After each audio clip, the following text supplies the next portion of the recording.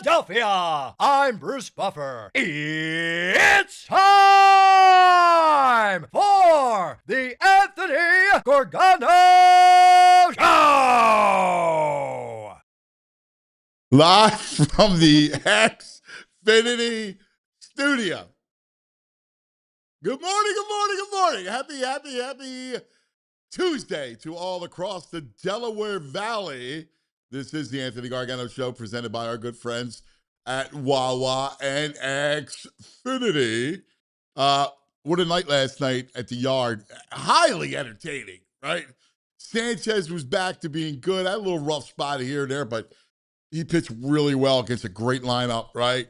They held on at the end, but the bats were alive. 5 home runs.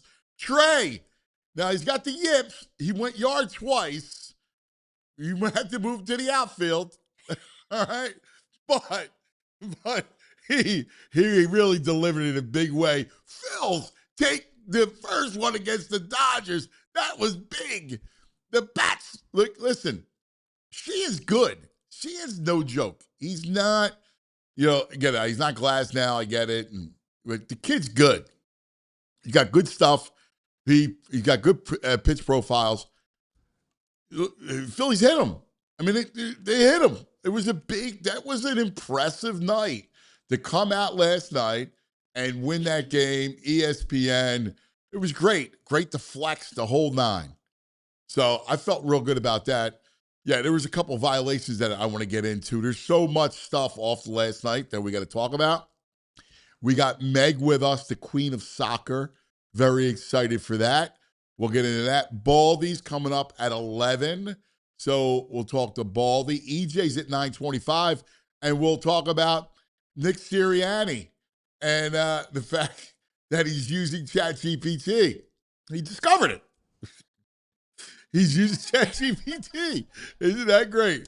And then forgive me while I try to get the egg smell out of the studio, thanks to Greg, who he's lost the title violations, Greg, because he has been the key violator.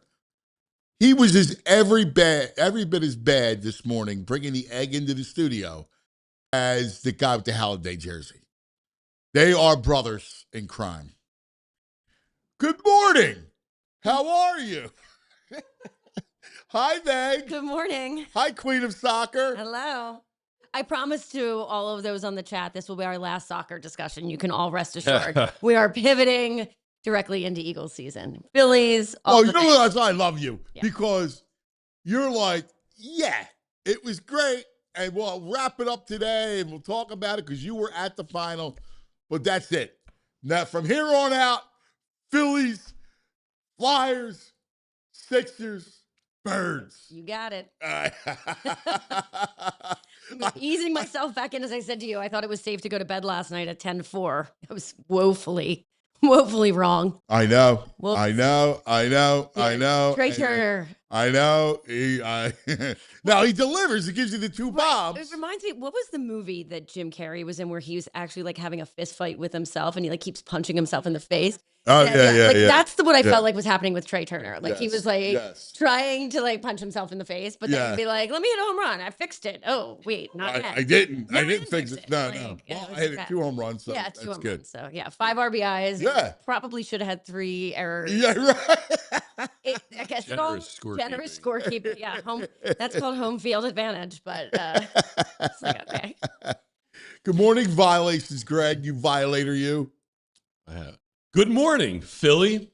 If your coffee hasn't kicked in yet, don't worry. We've got something stronger. Sports, opinions, probably a few arguments before 8 a.m. The Phillies are giving us plenty to talk 9 about. o'clock, ChatGPT. The Eagles are never far from the spotlight, and somewhere a Cowboys fan is already typing an angry comment.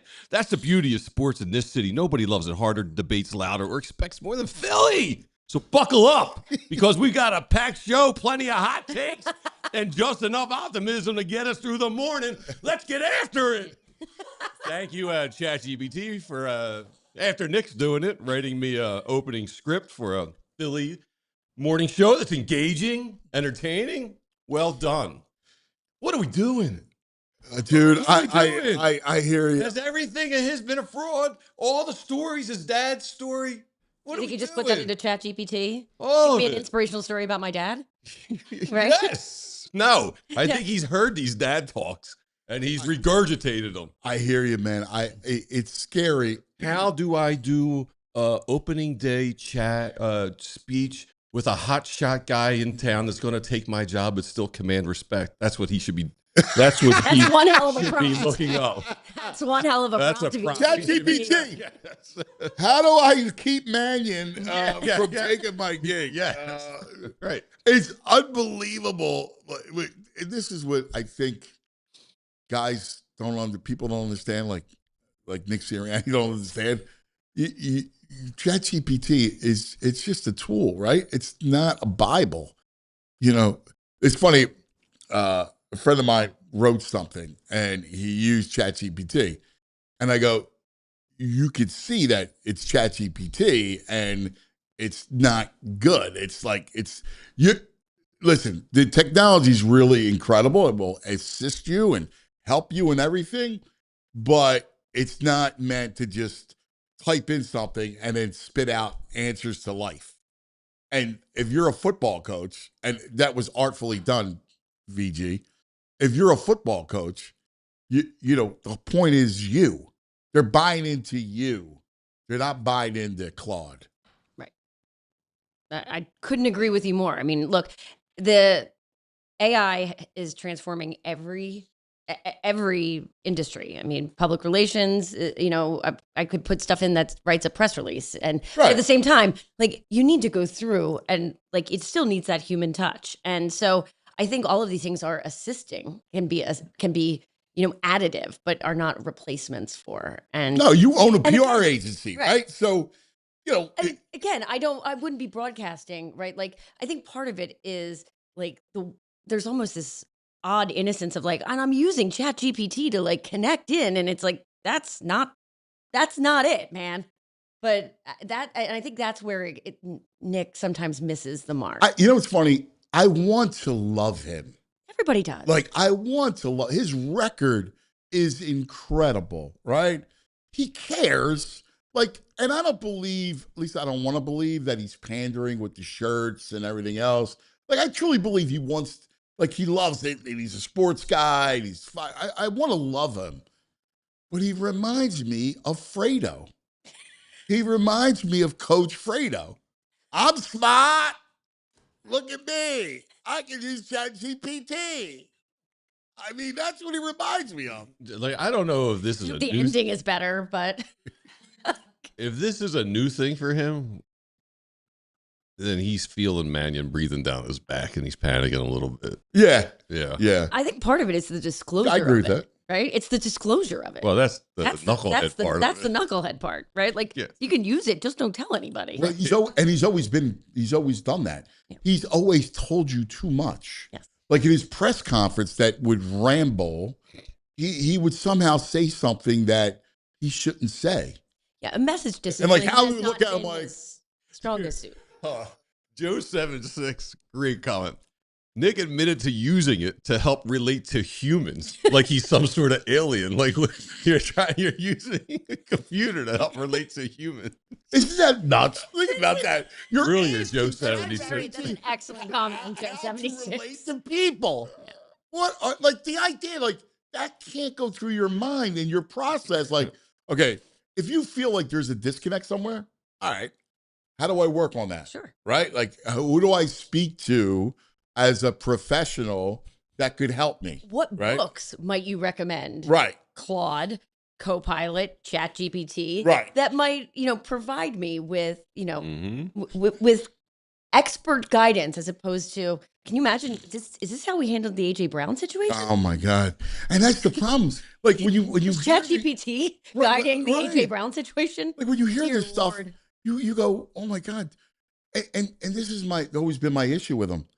The offense doesn't work and you can't fix it. Like that, everything boils down. I know CEO, coach, and everything else. And God bless him, the record's fantastic. But he has a great roster, right? He's got great assistant coaches. You got to do better. Like, if something happens, you can't be cycling through offensive coordinators the way they do. At some point, Jeffrey Lurie and says, I'm just going to stay with this guy. Well, isn't that what? I mean, I think to VG's point, like Sean Mannion That's exactly it. Is that high? If he's what everybody thinks he is and what they think he is. The insurance policy. Right? Like, that's why we keep going, well, at some point, and it sounds odd because if they do really well, how do you move on from the head coach? Right? Because somebody's going to come in and poach the guy. But if they do really well, and his record is what it is, how do you move on from him?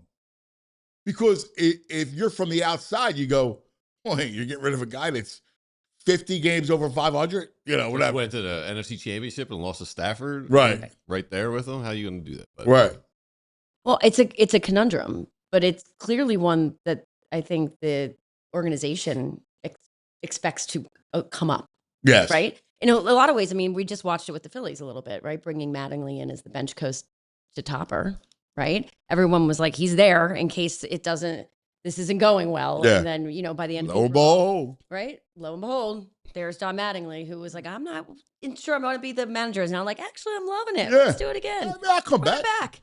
Right? Yeah. So, I mean, there's... Tell me, Corey, stay with you. Or Alex, Corey, stay over there. Yeah, right? So, I mean, I think that I think the Eagles, again, it's Nick, and then it's obviously the fortune of Nick is tied to the fortune of Jalen.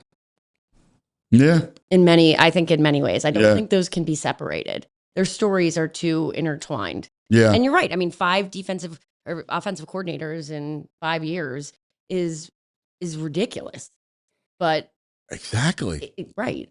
But if you look at the flip, I mean, it went from somebody that was, wasn't great to like, let's bring in somebody who was a head coach, got poached way after, right? Bring in someone else, not great. Bring in someone else, great, former head coach, poached, right? This is an ongoing challenge.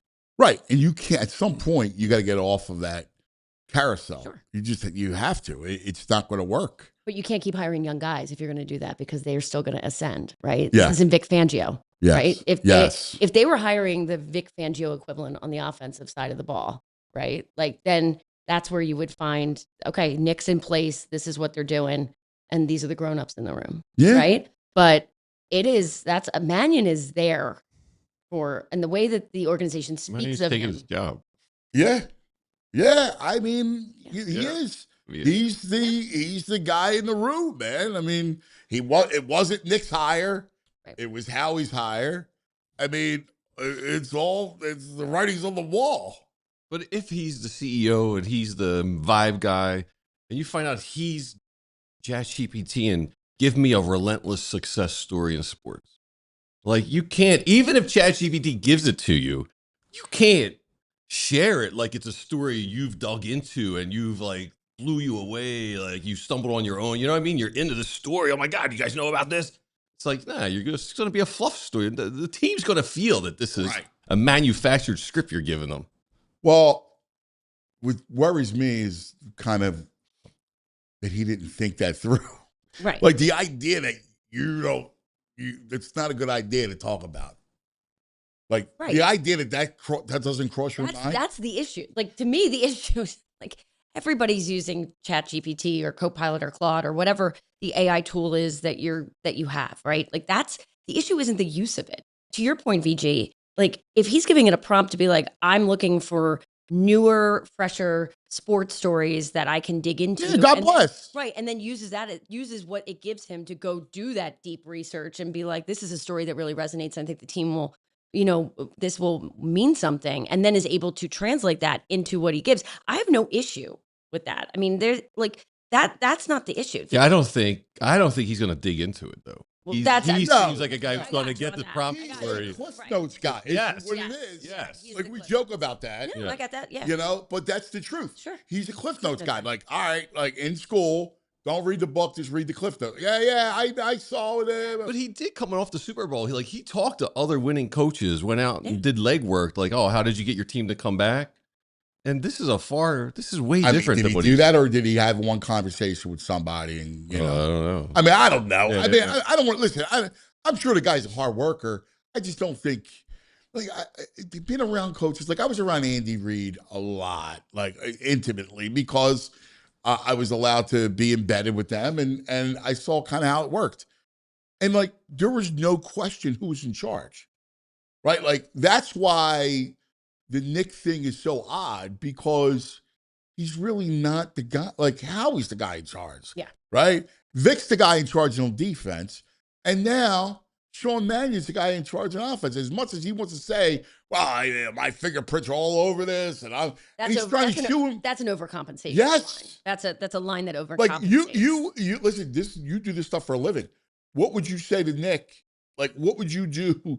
What would your advice be to Sirianni about this situation? Yeah, it's a really tough one to be in. And I think what you have to do is that if you are going to be the CEO coach, right? If you are going to be, look, I mean, I would be I'd be the first one to say, like, when you have a strong team around you, like, and think of soccer, right? Like, as a perfect example, like Lauren Brugge is our chief operating officer, right? Like, she's Vic Fangio. Like, she's kicking ass and taking names and doing like the hard work in those rooms, right? And making sure it's getting done in that, right? But like, if Nick is is meant in that role, like, then you have to be super focused on what the story is and how it works, like, and how you're articulating how it works. Yeah. Right. Yeah. And be like, so if Nick can't articulate Sean Mannion's role and how it all operates together, that's a problem. That is a major problem. EJ is going to join us, so we'll continue the conversation. I want to put to bed listen. It's over. You did an incredible job. You had a chance. What did you do yesterday? I stayed Your first day off. I laid on the couch. I don't know how many years. Yeah, I laid on the couch. I ate chips and guacamole, and I watched HGTV, and I'm proud of that. I took a nap, and I went to bed at 10:04, thinking it was safe. Yeah. Clearly not. Anyway, I told Julia, when I was coming in, I was like, yeah, I was in, like, I was listening to the radio, and all of a sudden I'm like, what's going on this morning? Like, why is everyone freaking out? Like, what happened? I'm like, Duran pitched. Like, it was a mess. Yeah. But Yeah. So, yeah. It all went to Trea. Yeah. The hell. And it's amazing because, his bat's back. That's great. But it also complicates the trade deadline so much, because if it goes silent again, right? Like, that's the problem. I don't know. I mean, you got to look at everything now. Because here's the thing. You can't have this guy going to when you're going on a stretch run, you can't have him have the yips. Can you imagine if that was a playoff game? No. I mean, we can, like, it's nice that it's July, No. what, 20, he's having an awful year with the glove. Just an awful year. Now, Mattingly's right. He's our guy. He's working hard. He's got to say that. Well, they put out a video before the game of him working extra on his fielding. I know. Put it on loop. They're trying, but Yes. again, at some point you got to move to the outfield. Like, this just has to happen. So you got to figure out what you're going to do. Put Stott short. Go get a shortstop. I love it. It gives you way more options. It totally does. Yeah. Listen. I'd love to have him in center field. Center fielder still got the speed. Yeah. Yeah. I'd love to have him in center. I think that would be great. That would be an automatic upgrade of the outfield. Yes. Automatic. And I think moving Stott to shortstop is a much more natural fit. I get a second. Right. You get a second baseman. Like, I mean, I don't know. Like, I have to look at the contract, but like Willie Adames. Yeah. Like, I don't know. He's got power. He's in the Giants. He's expensive. Yeah, but like a guy like that, Yeah. Like you could go get somebody to play the middle infield. You need a bullpen too. Wow. Bullpens. I mean, there's a lot you need. You only have, but you don't have a lot of money to spend. And you don't have a lot of trade. That's chips. part of it. You got all the money. You ain't got No. What I mean, when I say the money to spend, I mean the prospects. So listen. Yeah. But Sunday you were at the final. Yes. The whole world. What's it like when the whole world is watching an event? And that's what it was. Yeah. They were all there. So like Tom Cruise. Oh, everybody was there. Matt Damon. I have to say the overall consensus on Tom Cruise in the stadium was like, if he wasn't skydiving in, then what was the point? Like, right? Like, he was talking and some people were like, well, when is he going to explode? Like, right? Like, everyone's like, when will he spontaneously combust and come out of these flames? Like the whole thing was like, wait, he's just here to talk? Like, no, Tom, you should be skydiving into the stadium. Like, the whole stadium felt I gotta tell you though, I kind of like him. I've always right. It's not, he's not an unlikable guy. Well, here's why. I was with Spags last week, and he went to the wedding. Yeah. Right. Oh. And he goes, and we haven't led with that. Hello. Right. And he goes, I saw Tom Cruise. And he goes, yo. He goes, because Spags goes, I went up to him like his back was to me, and I gave him the forearm, like kind of checked him. And he turned around and he goes, man, because he goes, I met him one time. And he goes, he's a real football guy. Loves it. He started talking about, hey, Coach Spags and all this other stuff. So I was like, I'm all in about Tom Cruise. The fact that he's a football guy now. Yeah, of course. It's like an added bonus. Yeah. The final. You had everybody. Shakira. You hang with Shakira? Incredible. Madonna?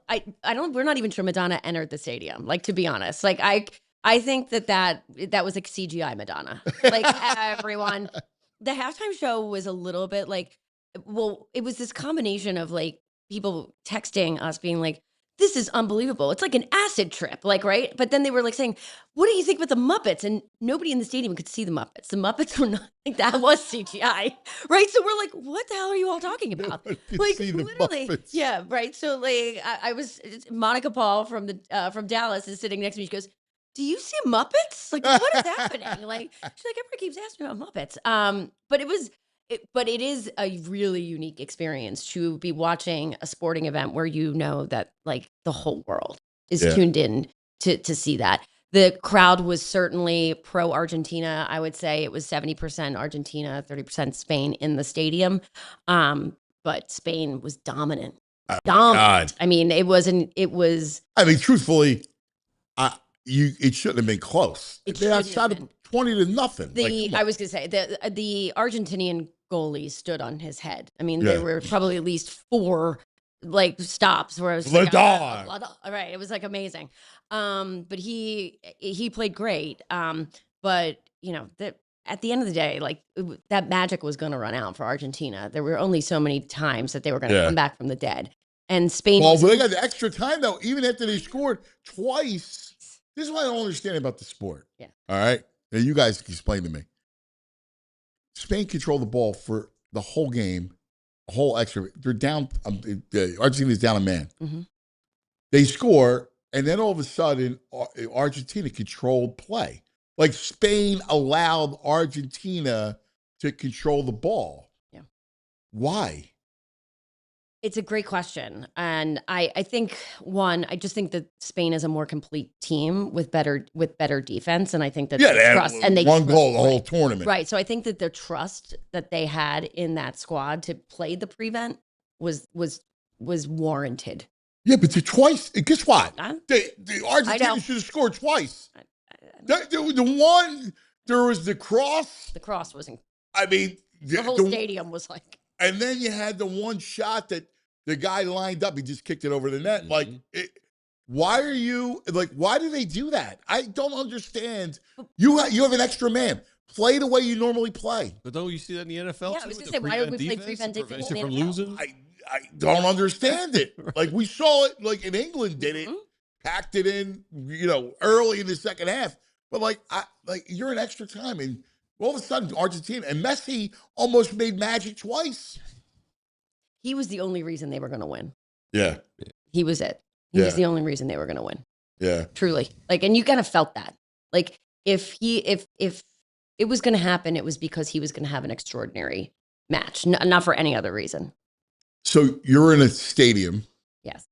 With mega celebrities, mega soccer athletes, world leaders, the president of the United States, the president of Mexico.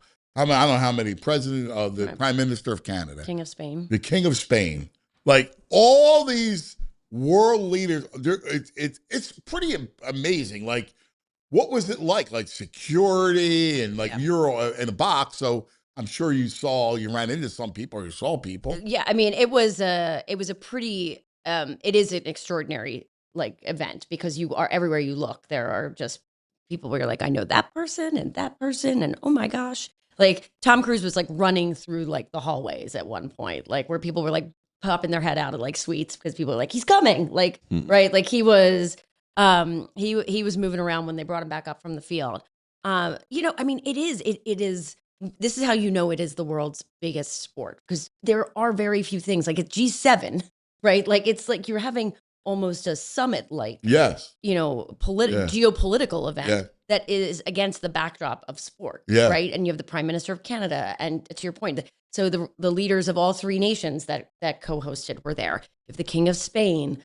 You know, you've got all the leaders from Argentina were there. I mean, then you have like global superstars that are there. You've got sports stars and music stars and Hollywood and you know, Javier Bardem is going crazy, like, because you know, Penelope Cruz is posting videos of her like dancing in her you know, Spanish jersey. Like, this is, you realize that this is the culture of the whole world, right? And it was really cool to see. It had to be. It was amazing. an amazing spectacle. Like I mean, I say I don't use that term lightly. Like, it was a spectacle. Yeah. To see. I think it, you know, it just showed I think it showed the United States that, one, this is a very big deal around the world. And, you know, at the end of the day, the way that the fans celebrated and rejoiced throughout the entire tournament. I mean, even looking last night, if you saw the drone show that they did in Spain to celebrate the team coming back, it was amazing. Yeah. Amazing. Yeah, incredible. Incredible. And so what it means to people, right, is it is tantamount. I think the only thing we can compare it to from that feeling is, you know, we love our country, Philadelphia, right? And when one of our teams wins, right, that's what this is tantamount to. Well, you're But so right. I mean, you think about the size of this country, and then you look at the European countries. Our city is like that would The be region. Spain. Yeah. The region, like our region, Delaware Valley, is akin to the Spain. Is 6 to 8 million people, right? Especially if you pull in South Jersey. So like you do have that sense of like that there's a community there. Yeah. I do think that there's a huge lesson in World Cup and specifically Fan Festival, because I would be remiss. Like, Sunday was max capacity at Lemon Hill for that final. Like, that's an incredible, like, last day, and we were at capacity up there. And I think that there's something to be said for the community element of that. Yeah. The fact that people really want to be together. And I think that togetherness and the ability, that unity was was really welcome. And I think it'll be very interesting to see if the NFL takes any, you know, kind of ideas from this in terms of like formalizing more watch party type experiences for. He was on South Street. They closed South for Street, Brat right? House. You went to right. Great. Yeah. We talked about yesterday. Maybe do a Sunday football out. Closing out South Street, or I just think there's take the park. Yeah, I mean, I think that this has shown the desire of people who want to be together and celebrate and do so in a way that isn't like, I mean, you know, we're always going to have our tailgating, and Stateside Live is still going to be activated and full. And I think the new venue they have is going to create that sense of experience. You'll have that too. That's for sure. But I also think this demonstrates the desire for more of that, not just at the stadium complex, but how do you create these pockets? I think I used to talk about this, I mean, years ago. I mean, you probably heard, like, I used to talk about this because the first time I saw it was Toronto, or like in Canada, they would gather and watch on the big screens in town. I'm like, we need this. Yeah. And, you know, this is years ago. Right. I remember doing when it was, what was the place? The Piazza. Yeah. I did an Eagles game there. I said, let's do a big Eagles watch party. And this was in like, whatever it was, 04, 03. Yeah. And we did a big watch party, and people loved it. Like, that's the lesson. The lesson is that people will do that. There's a reason, and there's a reason that everyone streams into the street after a major victory. Yes. Right? Because to be together. Yeah. Right? And so is there ways that I think, and it's not just here, it's around the country. So like, how will, if I am the NFL and I'm looking at this summer and the success of the World Cup here, right? I would be looking at how do we take elements of that fan festival model Agreed. and build that in. And I know people say, well, they do that at every Super Bowl. No, they don't. Like they do the NFL experience, they do the like what the MLB All-Star like villages, but like the idea of like what does that look like? Yeah. Right? I Like where agree. do you pop that up? Because you would have thousands of people that were on Venice Beach in California, or would be downtown, in hats and gloves and boots in rain and snow, watching to be together for these moments. Yeah. Especially if they can't be in the stadium. Yeah. Yeah, totally. I'm with you. Just don't take the fair plays game. Got it. All right. Dude, I thought last night I was going to say I really like Carl Ravitch on Sunday Night Baseball. They're letting him go. No, they didn't let him go? He's supposed to be laid off today after more than 30 years there. Carl Ravitch? Yeah. Crazy, right? Wow. You know what's weird? Is the other night, do you remember, I brought this up to you, where he was like he said to Bryce, it was weird, when he was mic'd up, and he's like, oh yeah, he made a crack about him being 33. During the, it was during that fog, they moved the game up during the smoke, and I don't know, he was acting weird. Like, he sounded weird. And he even said to Bryce, yeah, and there he is, the 33-year-old. And Bryce was like, oh, thanks a lot, man. 30. And it was weird. That's nuts. They're letting go years. 33 years. That's a long time. Wow. They say why? No. There's a mass. Yeah, they're layoff doing happening. mass layoffs. Oh, yeah. Yeah. I think that's Probably right. because they're paying the afternoon guy, McAfee, $60 million a year now. Yeah, Ryan Clark got let go yesterday. Yeah, I saw that. So I think this is that wave that's happening. Yeah. I'm wondering if they were moving people off of like their Like, morning you wonder show. why. Like, your whole network is Stephen A. and Pat. Get up and Pat. Right. I mean, that's your whole network. With the way sports is generated, I don't understand why that you can't. I don't. Right, the viewing numbers are nuts for sports right now. I don't get it. I got to imagine that MLB Network's going to grab Carl Ravitch Yeah, in I hope so. seconds. Yeah. Yeah, I mean, he's Yeah. been a pros pro and Yeah. has been such an advocate for the game. Yeah. I don't know. All right, we got to take a quick TO. EJ is going to join us. Looking forward to talking to EJ. Love me some EJ. He's coming up next. But first, let's talk about our friends. Let's talk about the Bet Park Sportsbook online casino app. Game 2, weather permitting, Wheeler on the mound tonight. I love Wheeler to have a night. I could see it. I could smell it. Whatever his strikeout. What are the Phillies tonight? Phillies are minus 136. 136. Wheeler's over under 6.5, and that's at minus 157. Yeah, it's a heavy price, but I love the over. I think he's going to strike out. Dodgers got some swing and miss that lineup, as good as it is.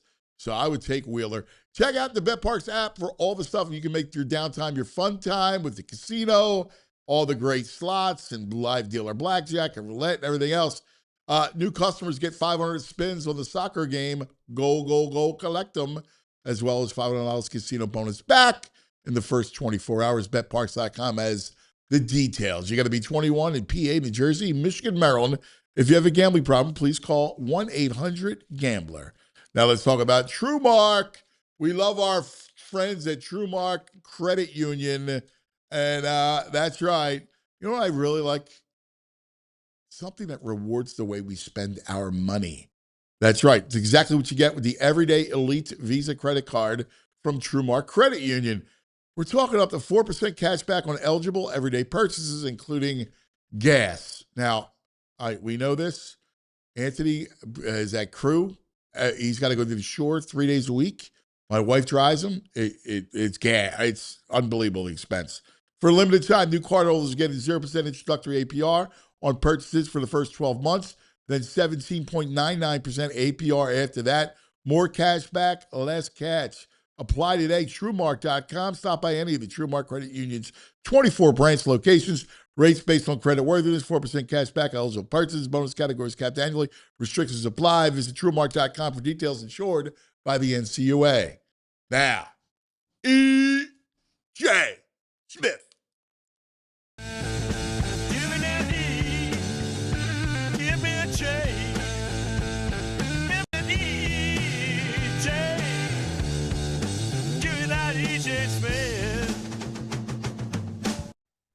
There he is.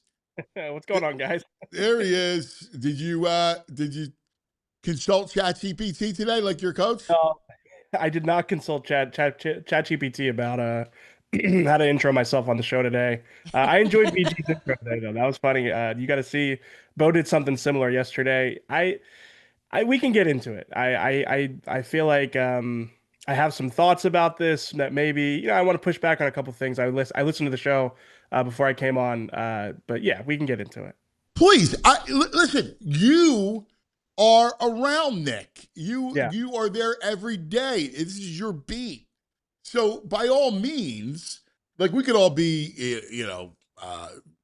snide and make our snide comments, but you know the real working. So tell us what your thoughts are.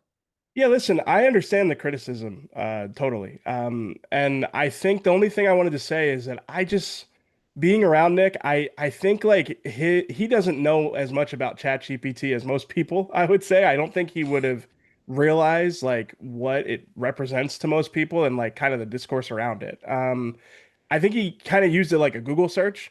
Like I think he just went on to ChatGPT and said like, yes, an inspirational story.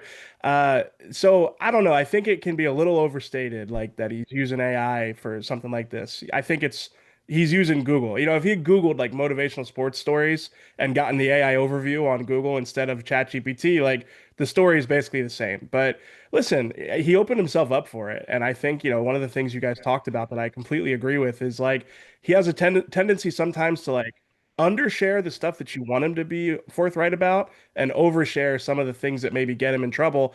And then like what happens is it's kind of this vicious cycle where like he's going to get a lot of criticism for this, and then he's going to go say like, this is why I'm not insightful, is because I get criticized for this type of stuff. So, as a reporter, as someone who's, constantly trying to get information from Nick, trying to get insight from him, it's a little frustrating, because it's like, this is the type of thing that's going to get you in trouble.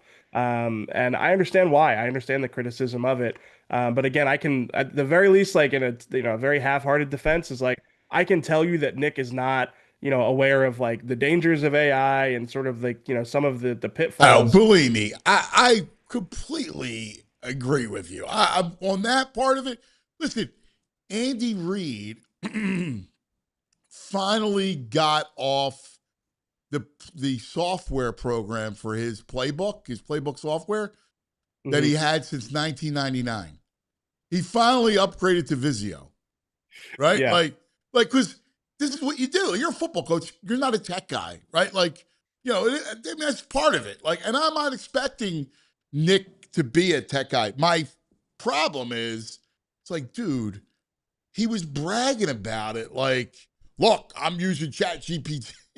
It's like, dude, come on, man. Like, you gotta have some awareness, man.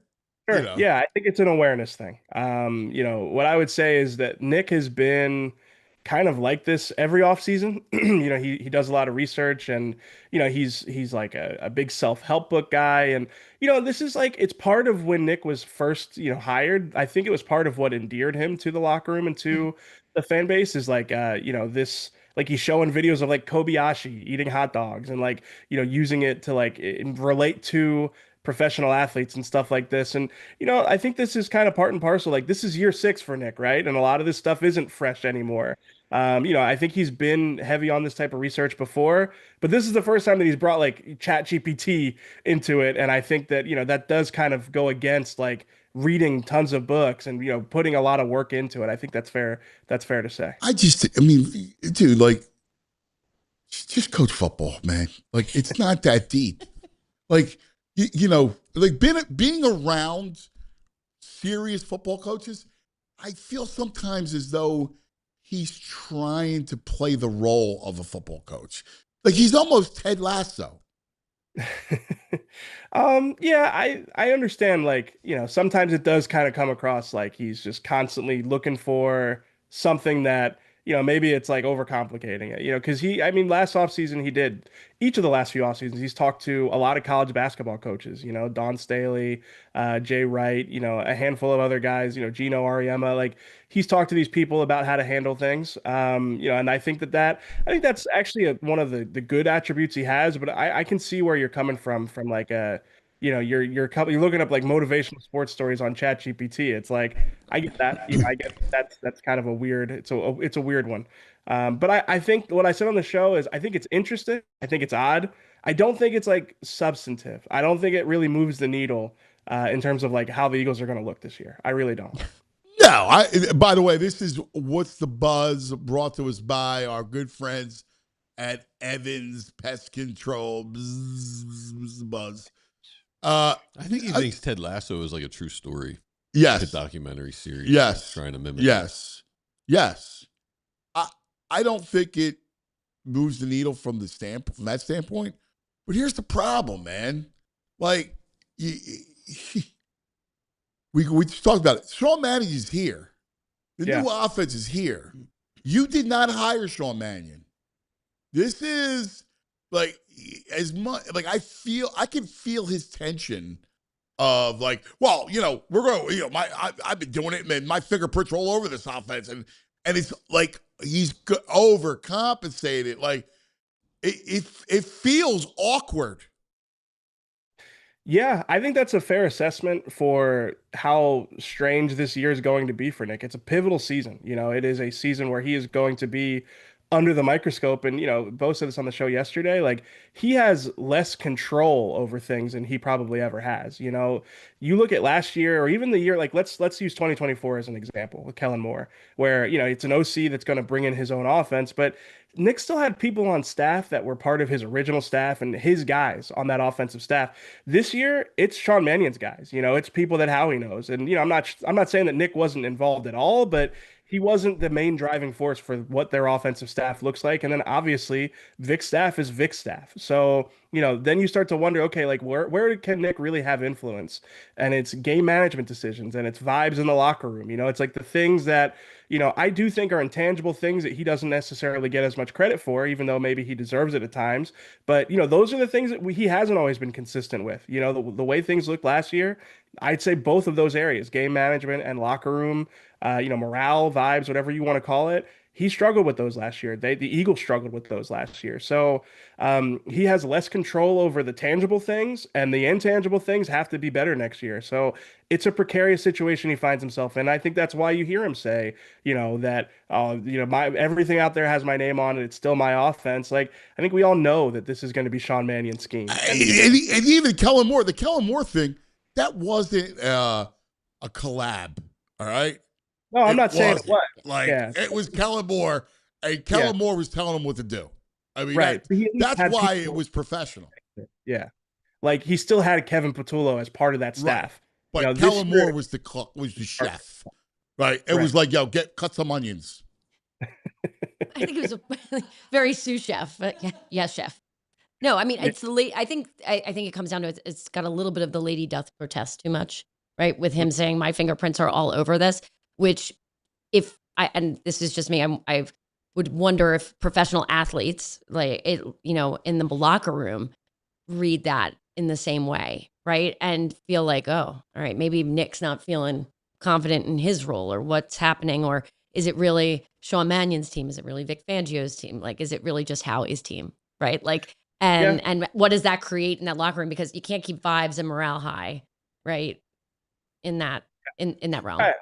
I think that's fair. I think with players, usually they just care if you can get them better. Can you help us improve and can you help us win? But I think it's fair to say that, like, because the Eagles have been on this roller coaster where they get to the Super Bowl and then they have late season collapses.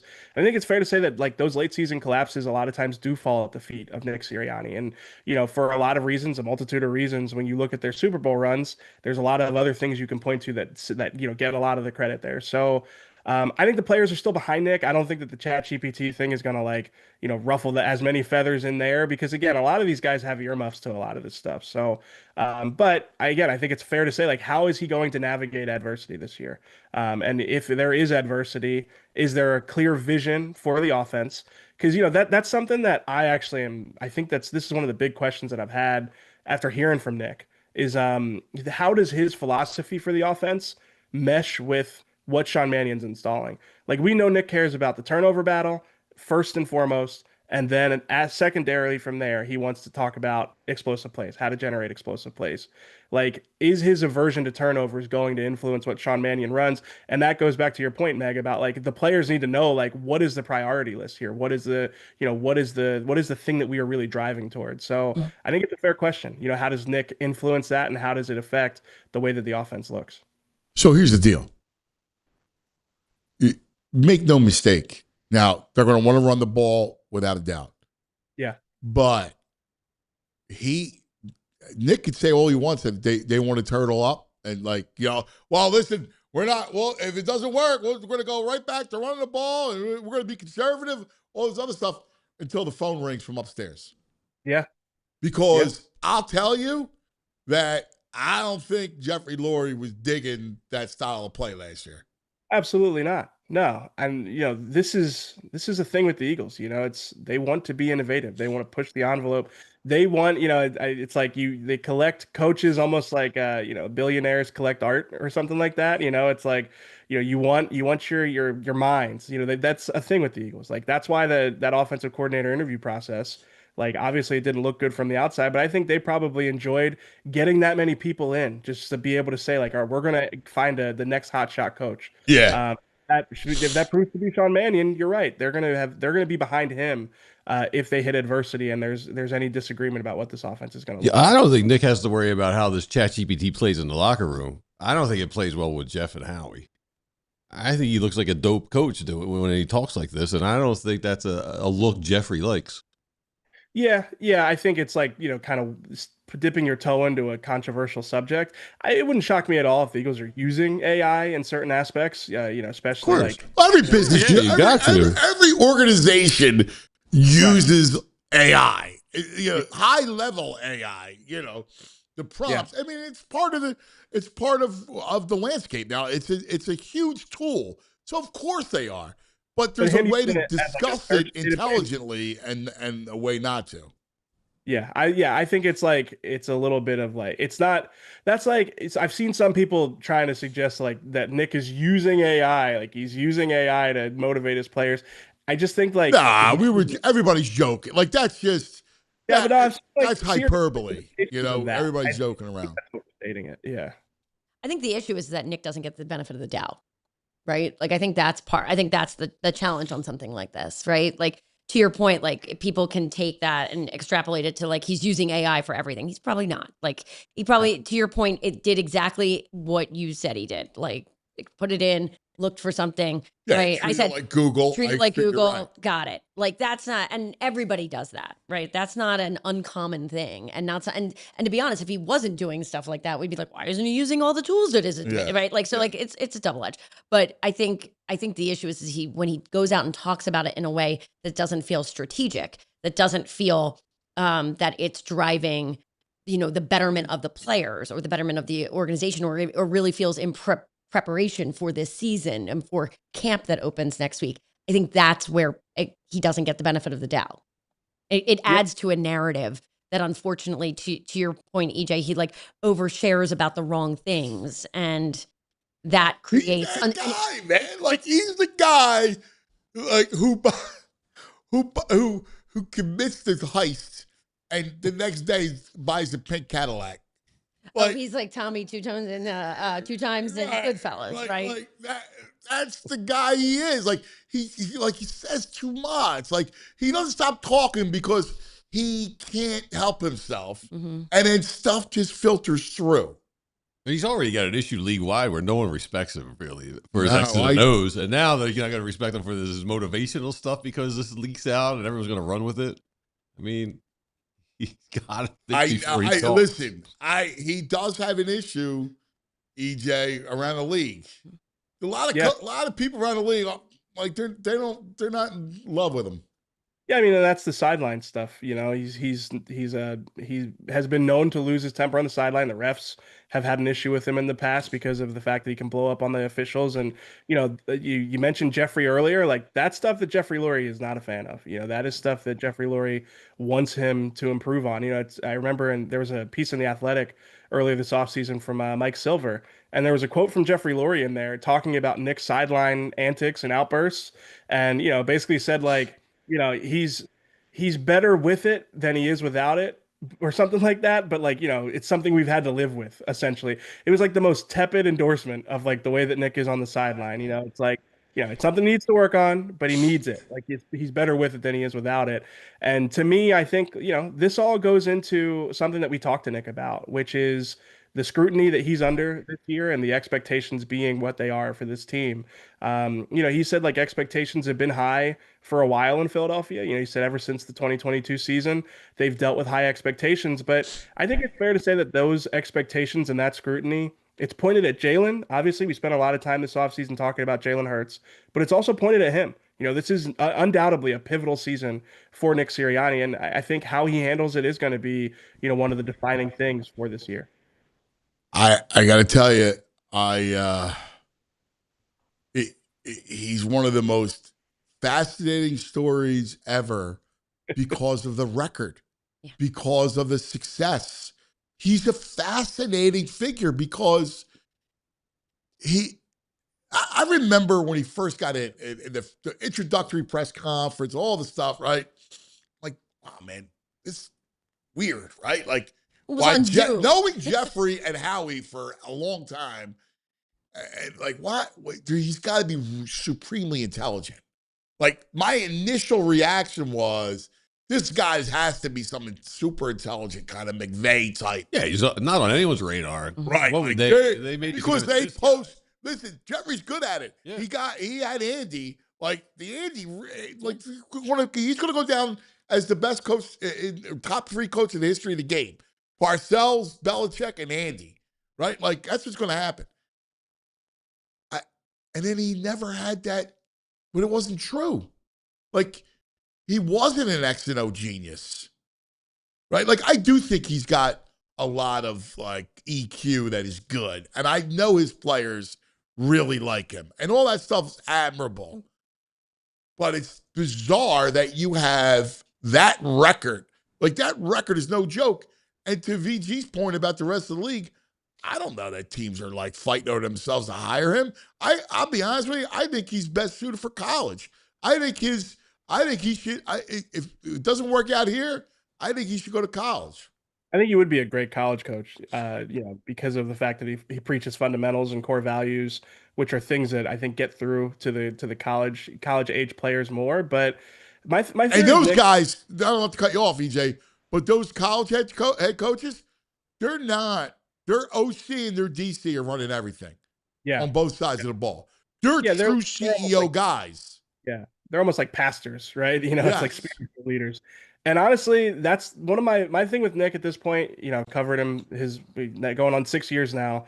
I feel like he's the perfect coach for a juggernaut that is just cruising.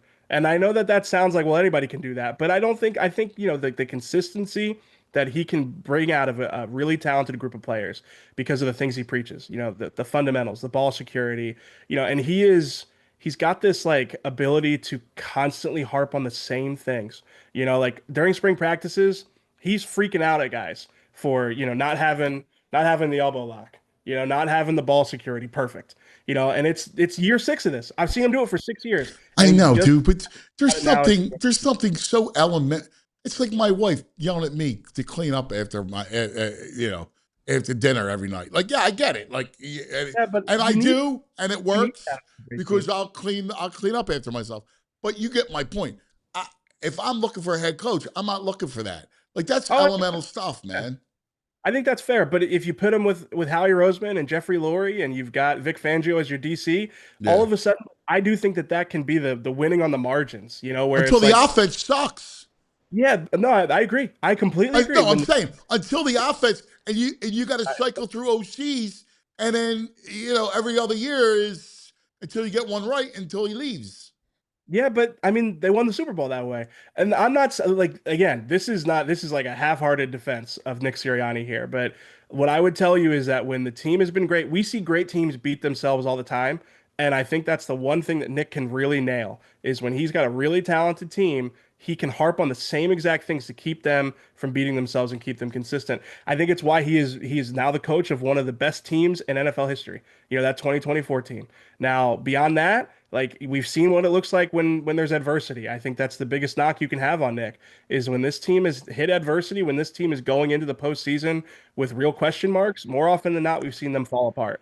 And I think that's if you're going to be the CEO coach, the vibes guy, like you have to figure out how to navigate that. And we'll see how this year plays out because I know it sounds like it's almost like a backhanded compliment, but he is like the perfect coach for a juggernaut. And outside of that, Yeah, but I think even in that season, he almost got fired. yeah, And he was screaming at fans. And the Yeah. quarterback and the star receiver weren't even talking.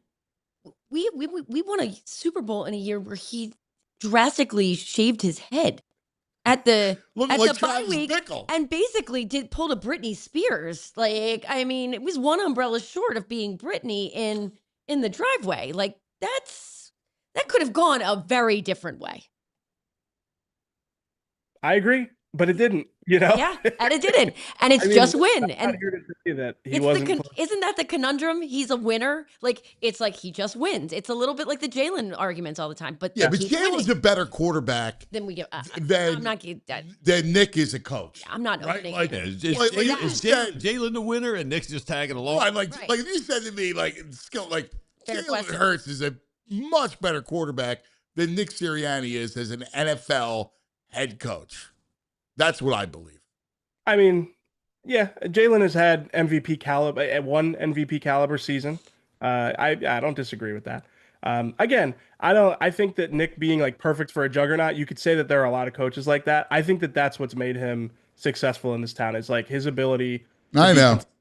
I the feel thing- like it's funny. I always feel bad, like because the record is really good, and like I think he's earnest. Like here's the thing, I don't really like how he goes about things at times, but there are other things I really like about him, and I do find him extremely earnest.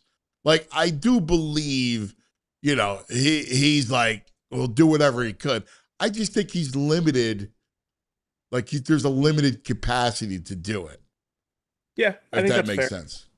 I mean, the only other thing I'd say is the players love him. They Yeah. love this. For as much as like fans, But can is that let's discuss that, right? Because I was around Parcells. Now I was young, all right? I just get to New York and I'm covering all these teams, and I had to go do Giants practice. It was the Jets, maybe it's the Jets, whatever. I go in, and the guy scared the hell out of me, to be honest with you. Like the guy commanded a room. Like there was no joke. Now I get today's players different, but they're not that different, right? yeah, Like really? Yeah, Parcells knew how to love guys up, and he could get on you. yeah.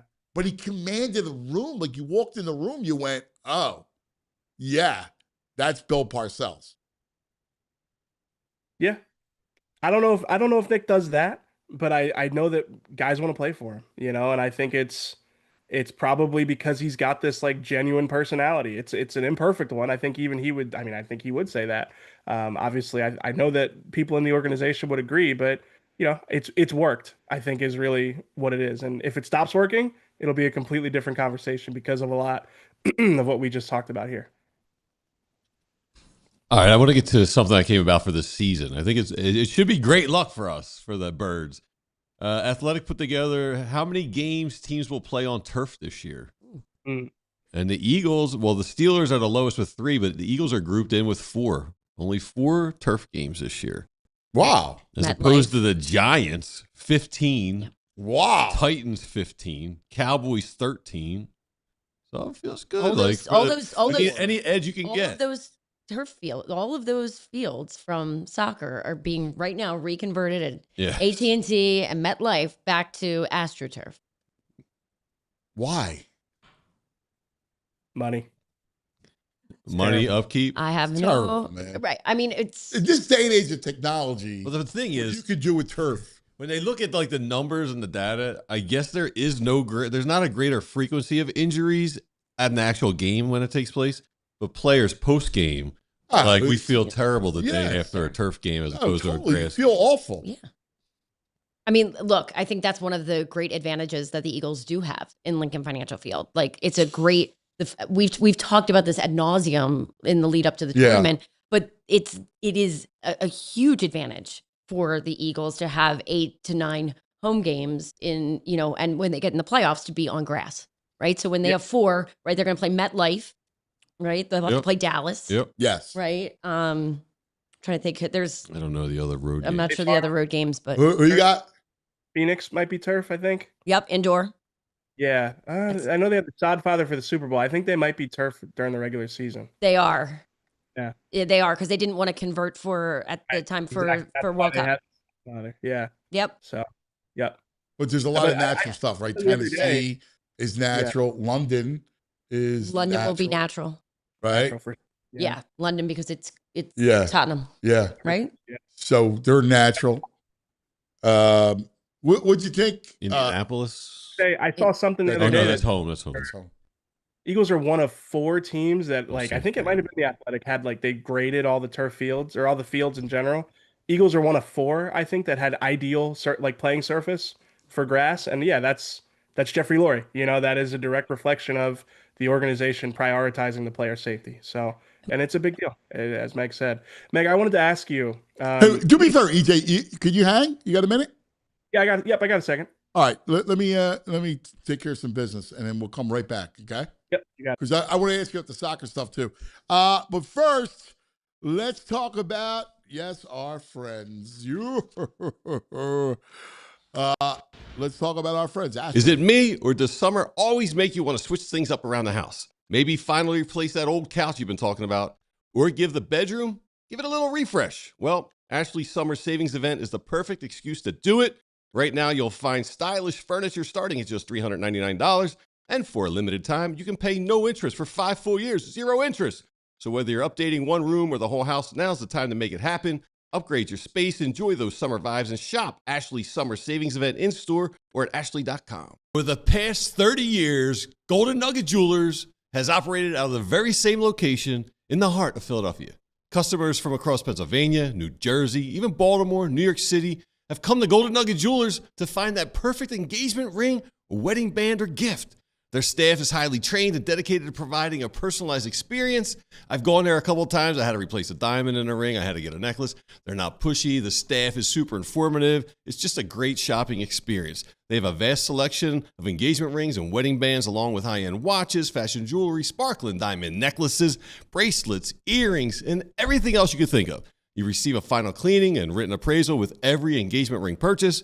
And Golden Nugget Jewelers, they're family owned. They've been operating since 1987, right there on Chestnut Street at 8th in downtown Philadelphia. You deserve an expert, and you deserve the best price. Golden Nugget Jeweler, where Philly gets engaged. Visit goldennuggetjewelry.com. Is it me, or does summer always make you want to switch things up around the house? Maybe finally replace that old couch you've been talking about, or give the bedroom, give it a little refresh. Well, Ashley's summer savings event is the perfect excuse to do it. Right now, you'll find stylish furniture starting at just $399, and for a limited time, you can pay no interest for 5 full years, 0 interest. So whether you're updating one room or the whole house, now's the time to make it happen. Upgrade your space, enjoy those summer vibes, and shop Ashley's summer savings event in store or at ashley.com. Welcome back with our man, E.J. Smith. Dude, can I just tell you, forget the Sirianni stuff, but it'll work its way out. I can't wait. I'm starting to get it's close. I've got the itch. Hey, 1 week. Exactly 1 week we will be talking about I it. can't tackle you. It's okay. No tackling. Yeah. Nope. We're close, buddy. Let's talk training camp. I do have a question for you, though, Meg. Okay. Go for it. Which way do we go? Training camp or the question? Go question, All right. and then we'll circle back. Okay. You were at MetLife for the World Cup final. And when I heard the World Cup final was going to be at MetLife, my first reaction was, why on God's green earth did they pick that stadium? Of all stadiums. But on TV, at least, it looked nice. It looked like it was ready for that opportunity. So I wanted to ask you, being there, did it feel like, a stadium worthy of a World Cup final? So I actually sat next to the CEO of the Dallas host committee Wow, at, nice. at the match. So you can imagine that was an interesting moment. Look, I think from a stadium perspective, I think that Los Angeles and Dallas probably from a stadium perspective would have shown even greater. And I think that once you started to see LA and Dallas on television, there was a sense of like, oh, this looks amazing, especially the way LA's stadium looked. I think MetLife took advantage. I think MetLife was dressed beautifully. I think Alex Lazary and his team did a great job. It looked ready to go. And I will say I took NJ Transit for it was easy. It was very easy, very well done, in terms of that ease of access. I just think that there was no way that FIFA was going to come to North America and not have New York be the end. They had to. And I think it really was about everything that happened at Fanatics Fest. And I think it was about all the pre-parties and MLS being in New York and I think it just Rock Center being activated, Central Park, like just this iconic moment. And I think that vision probably outweighed the stadium itself. I mean, I have lovingly and jokingly talked about the final being in scenic East Rutherford and how, you can imagine, people going like, I'm sorry, where? Like, oh, well, we're going to go to Paris, but we're going to go to Secaucus instead. Right? Like, not something that people do. It is interesting, right? Because totally. When you think about, because I agree with you, I think there's no way. LA's LA, but New York is still New York. But it is fascinating that New York has that complex and not some spectacular, incredible complex. Like, I was up there for years, and the Jets tried to build a stadium, and everybody tried to, and they couldn't get there. The big Manhattan project. They talked about there's no way we could do it. So, still, it's across the bridge. Why isn't it a palace? Because it's not. It's dumb. Well, I think what also and again, this is also like a hat tip to like FIFA and its ability to monetize absolutely everything. And I say that with love and affection for my friends at FIFA. I mean, that American Dream Mall, that ski slope was Michelob Ultra all the way. I mean, it was unbelievable to see like how that came to be. I just think the media market is what drove that. I think if it was a straight decision on stadium before everything started, I think it would have been Dallas. I think after they got a look at how all the stadiums looked on television, I think they would have gone to LA. Yeah. I think that's how it would have broken down. Proximity to Europe, though. Yeah. It definitely has it's definitely a European. It was definitely the 3 p.m. start times for the semifinals and the finals were built for prime time in Europe, right? And so that's unfortunate from an American perspective, right? As the host nation, like it would have been nice to kind of benefit from like evening matches. But that's why you couldn't have LA. That's right, because it'd be too correct. Well, you could. You mess up. You mess up here, and then you mess up there.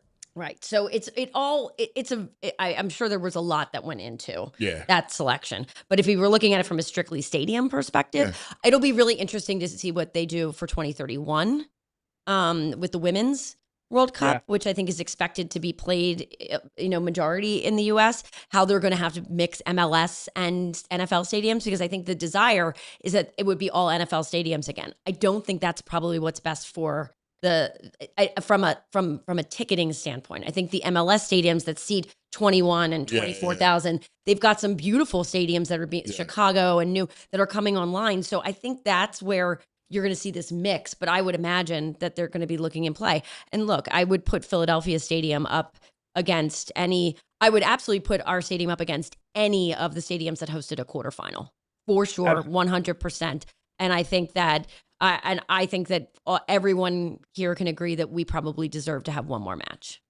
Yeah, I agree with that. And if I were an Eagles player, seeing the World Cup final and how MetLife looked, like, I'd be upset about the turf that you're going to be playing on in a couple of months. So, it was interesting to see it. Yeah. Hey, I got a strategic question for you, Mr. Soccer. Okay. All right, because this goes to like our love of football, and I like the strategy element. Mm-hmm. So Spain controls the whole game, dominates. Yes. They're up a man, right? They finally score, and then they allow Argentina to control the ball. Yeah. And they almost got bit twice. 2 really good chances. My question is why? Yeah, it's a fair question. I would say at that point in the game, what you have to keep in mind is like for Spain to control the game the way that they do, they have so many players who are not like, restricted to holding a position, right? Like their shape, the formation they start the game in, it morphs like crazy with Spain because all those guys And they're like the Seahawks defense. right. Yeah, so it's harder to have a set A lot of defense if zone you're blitz. yeah, right. So it's harder to have a set defense if your fullbacks are high up the pitch and drifting inside, and you got your striker dropping in. All these players are out of position.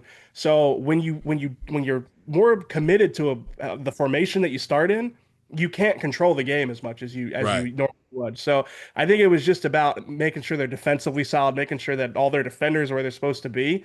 But yeah, it invites risk, especially like against an Argentina team, against a set piece like that. I mean, they did. They gave up a big chance at the end of the game. I mean, there was two. The one where the guy kicks the ball over the net. I mean, I don't know. I mean, I looked at it and I go, I know Cucurella, like he likes to get deep, but I'd still, they're not going to hurt you. Like I'd still do it that way. I don't know. I agree. I mean, England I'm did the- anti-prevent. I'm always attacking Every sport. On every sport. Anti-prevent all sports. Yes, anti-prevent and anti-little guys, slap hitters. Anyway, that's just my. Not a Whit Merrifield guy, huh? No. No. So EJ, I'm really we're excited. We're like this close. So give us a little snapshot of training camp and what our future is going to look like. Yeah, so they open up next week. Players report, I believe it is next Tuesday, and then we have access, I think that Wednesday. So yeah, and we'll be there. It's I think I can even, you know what? I'll check the calendar. I think we might have the padded practices too. You might have to just give me a minute for this one, but I believe that we know when the first padded practice is going to be. Let's see here. August 4th. August 4th. Woo! Let's go!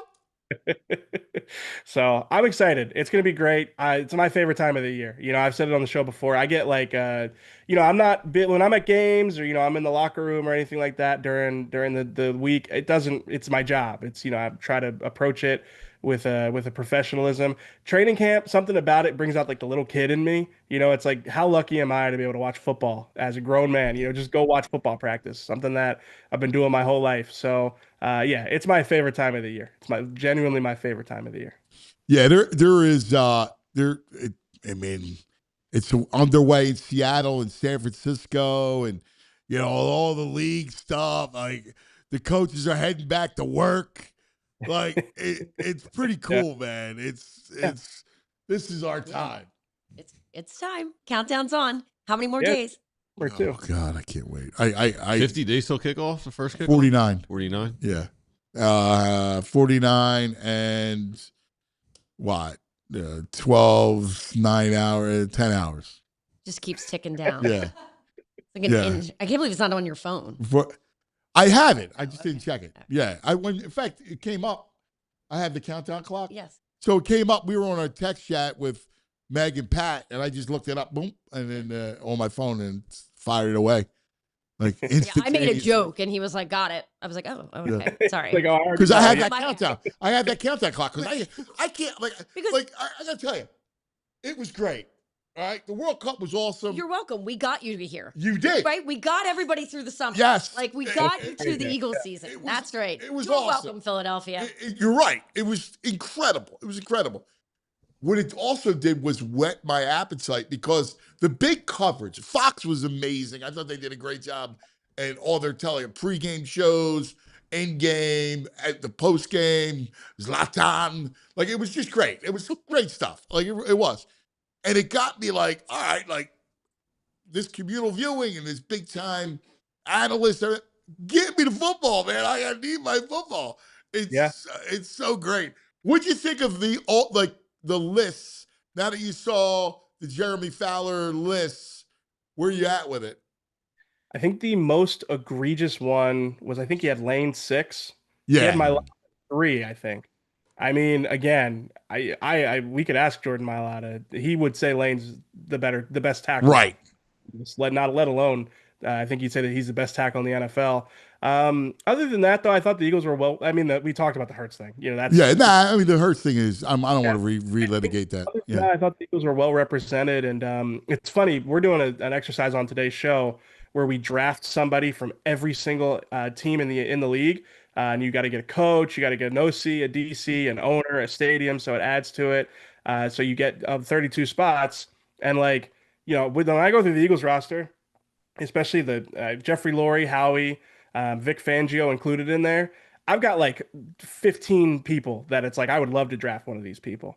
You go through most of the other rosters, you're getting to like 5 or 6 before you're like, okay, it's I'm done. Maybe even 3 on some of these rosters. So I thought the ESPN rankings and the exercise I'm doing this morning, the Eagles are going to be really good. It's just a matter of if they can answer some of these questions that we have. But they certainly have the talent where they should be one of the contenders again. and listen, you're right. There's talent everywhere. We don't even talk about Saquon on offense. And by the way, that story. That's a crazy story about Saquon. Yeah. Yeah. I did find out, just so you know, that they never got in the house. Like, it was in the backyard, and the light came on. Saquon came out, was like, "Who the bleep are you?" And they ran. Okay. Yeah.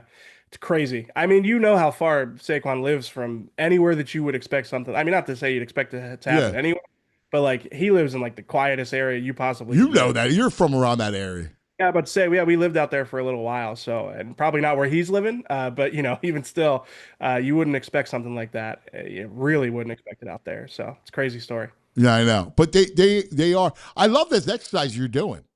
Yeah, it's a fun one. It's So it kind of helps. you're drafting every position, Yeah, and so you're drafting coach, DC, OC.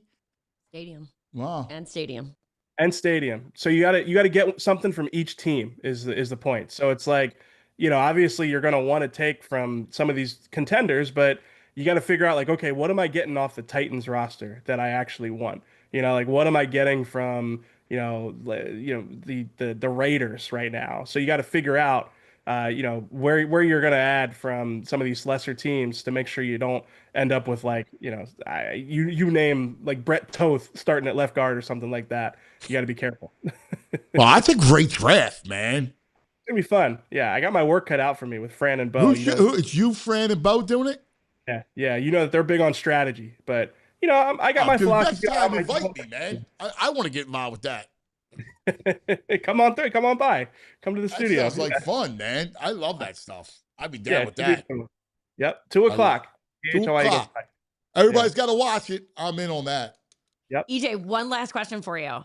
Who For is sure, the yeah. candidate for the Paul Turner Award in training camp this year? Turner, that's great. That's a good question. Kupena Gashikin is an interesting guy. He could be like a out of nowhere guy. He's this feisty slot corner. He could play some safety. I could see him doing it. Outside of that, like I always feel like Danny Gray. He's a wide receiver that's been on the team for a few years. He's a guy. Gray. If you just went like this, like you just turned your head real quick, you'd be like, "Was that AJ Brown?" Like he looks a little bit like AJ, just in passing. If you're driving by 35 miles an hour past the Got it. AJ That's Brown was funny. there. 20, 35 specifically. So those two guys stand out to me. And then I like Cole Wisniewski too, another safety draft pick. I think he could be interesting, but he's probably not he's not under the radar enough. So Yeah, I like him. Yeah. I agree. I really do think they should get that award. Like somebody's got to make the Paul Turner Training Camp Award for like that guy. Yeah. And everybody's like, we're on board. You should with. do that. Yeah. Yeah, That should be a I mean, PHLY thing. You guys should do that. Yeah. but my favorite We could was have a Joe. big ceremony. Yeah. Joe Osman in 2019. That was my guy. I liked him. So he would have won that award. Love that. That's good. I like it. I like it. Good question. My brother, we love you, pal. Good stuff, all right? Yep. All right, guys. Talk to you 2 soon. o'clock. Thanks for having me. All right, there he is, the great E.J. Smith. All right, we're going to take a quick TO. We'll come back. And I do want to ask you, will the NFL or any pro sports take from the World Cup? I joke about the third place game, but could I see them doing that? Absolutely. For one more game? And it was wildly entertaining. Well, I heard it from my man over here. Right. That was understood, but it was a wildly entertaining game. Great Great game. Great game. It was a lot of fun. But again, if it meant something, Harry Kane would have played. I don't disagree with that. So, Harry Kane, he just jams up that England's offense. It was better off with him on the bench. See, it's that stuff that anyone who plays soccer can see that he jams up the offense. They just opened it up. Jude could be Jude for 12 minutes. It was great. Well, the question about Saka and why he didn't play probably. Well, that's true. That's a reverberation of that game. He dominated. He didn't play. Right. He didn't play. And then, that's I wouldn't want to be. Well, that coach is the worst. He stinks. He's horrible. He went to the I can only imagine. There's part of me that I would have ripped him to shreds. I wish. Is there a sports talk radio in London? Because no. I would have absolutely dialed into that for at least 48 hours after that. So it's funny. So it's funny you say that because I had this bright idea, right? Where our friend from past JP from Passyunk Avenue, I go, dude, I want to take what we do at All City to Europe, to England. And I want to have it, we'll put studios in he's got 5 Passyunk Avenues across London. And we'll do a whole network, a whole digital network that covers sports, including we'll do an American sports show with all the Premier League and everything else, right? I love it. I love it. I love it. So in fact, we were on a call with a money guy they were the biggest agency in soccer, and they sold the CAA. Mm-hmm. So the guy had mega coin. Yep. He loved he was a young guy, and he loved the concept of it. Loved it. Thought it was like, oh man, this is a great idea. So I did a lot of investigation, and our buddy Sam from England was like, dude, there's nothing like that because they have, I think, one kind of national channel, but they don't really go into, and they're not like sports talk like how we would do it. He's like, it would be a home run there. I cannot even imagine if there was an outlet in London for what happened in the semifinal. Right. I mean, I saw the headlines, right? I mean, I just cannot even imagine what the outpouring of that. I know. That's 3 weeks of story. I mean, they're talking about that. Unbelievable. Yeah. Yeah. All right. That's a missed opportunity for fans in London. I mean, they would go nuts. What's interesting though is I'm surprised there's not, even because you're seeing like how New Heights got the Prince of Wales to come on. I know. That was what a get. Yes, Sammy says they have a thing called Talk Sport. I'm looking it up. It's be like in London. Yeah, but they don't do it. a.m. London. But they don't do it the way we do it. Like the whole point. Sam was part of my investigation into it.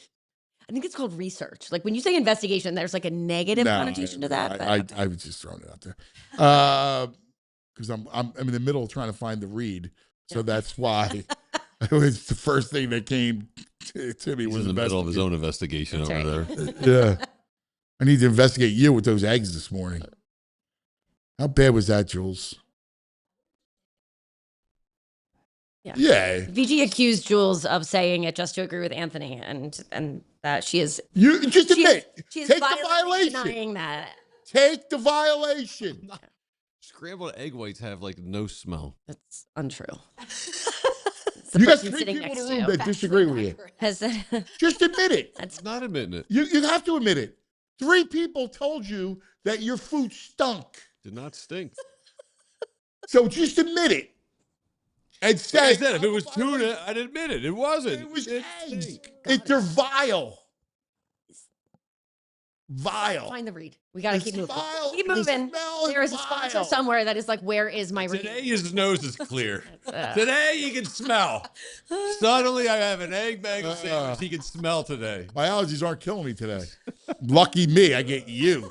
Skeeve that you are. All right. Let's take. I got eggs. You're a Skeeve. You're a Skeeve. Go away, Skeeve. Wait, Is that somebody in the chat? Yeah, Who's someone it? was just Okay. I was saying like, it's fake. none of us said Multiple people. that. Oh, that egg Fake whites are fake eggs. eggs. I was He's like, a- I he's thought a- you were like everything responding to about something. him I'm like, does that none of us said stuff. that. Ah, get out. Let's talk about the Bet Park Sports Casino app. Make your downtime fun time all summer long with the Bet Parks app. That's right. You got the casino with you on the boat, on the lake, by the pool. That's right. On the shore, the Poconos, you name it. Bet Park's the only online casino and sportsbook that we'll ever recommend. The fightings tonight. Go Wheeler over the strikeouts. In fact, you could probably play, I think it gets you 8 tonight. So I would take the plus money with Wheeler. Live bet on baseball. You got it all. New customers get 500 spins on the soccer game. Go, go, go, collect them. Plus, up to $5 casino bonus back. BetParks.com has all the details. You got to be 21 in PA, New Jersey, Michigan, Maryland. If you have a gambling problem, please call 1-800-GAMBLER. Now let's talk about Dick's Sporting Goods, because we talk about football is around the corner. We're at the end of July 21st. All right? That means, man, we're about to turn to August and yeah, baby, football. I know we got football practice starting if I get Massimo back from the shore. And you go to Dick's Sporting Goods, all your fall sports. So all your cleats and the pads and the sleeves and the mouth guards and fall baseball and fall softball and soccer. They got it all at Dick's Sporting Goods. So easy, right? You go to shop online anytime at Dicks.com, or you check out your local Dick's Sporting Goods. Mine's in Deptford Mall. I'm always there. I love going there because you can also rep all your teams, all the best gear. So whether it's the backfields, whether you're going to the stadium to rep the squads, make your first stop Dick's Sporting Goods, because fall sports start here. Here. My little one, here. Here? Imagine that. Imagine that. I was like, we haven't had that. I was like, where's that? No, I know. I was like looking forward to it. Yeah, no. All right, in a Have minute. to save that for another time. In a minute, I want to talk about speaking of violations, the guy at the game last night. All right, with the Halliday jersey. This guy. I'm going to need to see it because I didn't see Oh, this. you're going to see it. You're going to see it. Jules, can you get that ready? Okay. My little guy. Couple things. One, he has to have gold cleats, and his mouth guard is money symbols, dollar signs. Yeah. Okay. Upon request, or like No. We that's what he was like. That's what he likes. Yeah. So we have to go shop. When he said he has to, I'm like, does the coach mandate that? That No. aggressive, but No. all right. That's what That's his thing. And I'm like, meanwhile, my other one, big one, he's Penn State, black cleats, right? He's the white or black. That's it. The little one, gold, crazy sleeve colors. It's funny how they are. They're very different. Yeah, they bears out in one ways. would play at Penn State. The other one's Right. playing for Lane USC. Kiffin. Yeah. Right. Right. Like Yeah. that's what exactly. It's nuts. So he texted my wife the other day because he was down in shore with his buddies. And he's like, you forgot to pack my moisturizer. Your youngest son said this? Yes. Massimo. Okay. He's a Massimo. I can't wait until this is played at his wedding. Continue. Like this clip. His hair products, Oh. his cologne or scents, and his moisturizer. Moisturizer. Yeah. Look, I appreciate that he's taking good care of his skin. I hope there's an SPF in that. Don't know how old is he again? 13. Yeah, not sure that's your wife's responsibility at that point. It's a little late in life for that, right? Yeah, I was gonna say I think that's on Moss to pack his moisturizer. That's The best is he didn't even pack his suitcase. She did it. And he complained that she didn't pack his moisturizer. No, then that is a violation Right? on Massimo. A lot of violations. There's a lot going on. there. Yes. A lot there. Yes. But I think at 13, like at that point, if you would like your moisturizer, like Yeah. it is your wife to make sure maybe he has it because you know, Oh, he has it. right. Yeah. But at home, he needs to pack. Yes. Like we're at that part of the journey. Yes. Yes. Yes. He should be packing his own things. Yes. No complaining to mama. Right.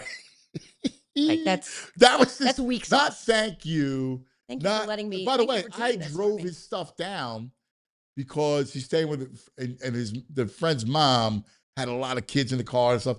So I'm like, listen, I'll take half your stuff. So I took all their beach stuff down and all the other stuff. Very nice. So there's nothing worse than going down the shore, dropping stuff off and turning around and going back. It's the worst.